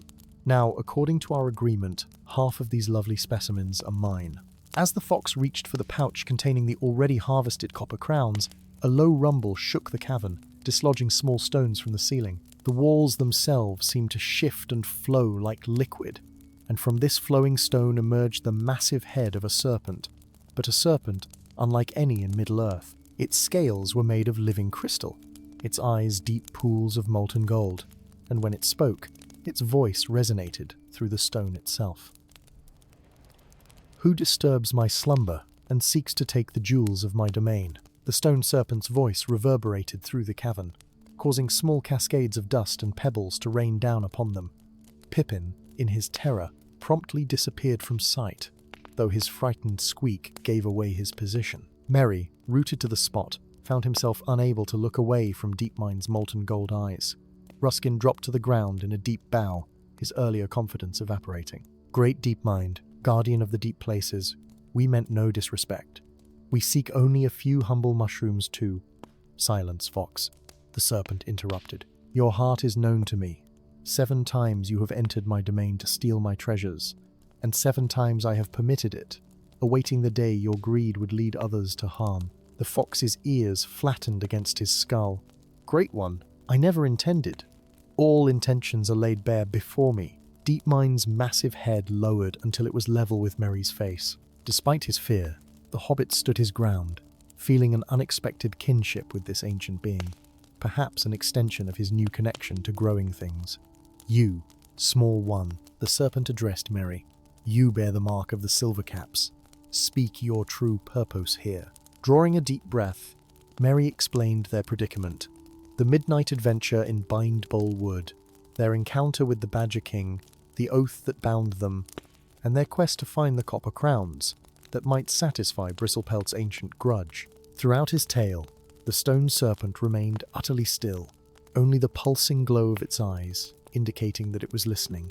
When Merry finished, the great head nodded, almost imperceptibly. "Truth flows from you like clear water," Deepmind acknowledged. "But know this, the copper crowns are more than mere mushrooms. They are the fruit of an ancient pact between stone and water, between darkness and light. They hold power, as do the silver caps you have already consumed." "Power?" Pippin asked, flickering back into visibility despite his fear. "What kind of power?" "The power of memory," the serpent replied. "Copper crowns preserve what might otherwise be forgotten. They are sought by those who fear the fading of old knowledge." Merry's eyes widened in sudden understanding. "That's why King Bristlepelt wants them, to preserve the memory of the great betrayal, to keep the grudge alive through generations of badgers." Precisely. Deepmind's massive coils shifted, revealing more of its crystalline body. "And now you face a choice, hobbits of the Shire. Will you take the copper crowns to perpetuate an ancient hatred, or will you seek another path?" Merry and Pippin exchanged troubled glances. The badger oath weighed upon them, pulling at their consciousness like a physical tether. Yet the thought of feeding a 300-year-old grudge sat poorly with their hobbit sensibilities.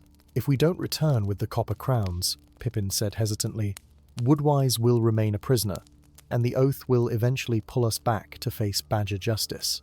"There must be another way," Merry mused, absently touching the spot on his forehead where the Badger King had placed his mark. "Deepmind, in your great wisdom, do you know of any alternative that might satisfy our oath without perpetuating the cycle of resentment?"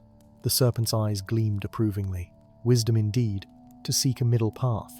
Perhaps there is an alternative." One crystalline coil extended, pushing aside a cluster of copper crowns to reveal a different variety of mushroom growing beneath them, smaller, with caps the color of burnished gold streaked with silver. "These are memory caps," Deepmind explained. "Rarer than copper crowns and far more potent. Rather than preserving memories as they were, they allow the past to be revisited and understood anew. They do not sustain grudges but offer the possibility of reconciliation."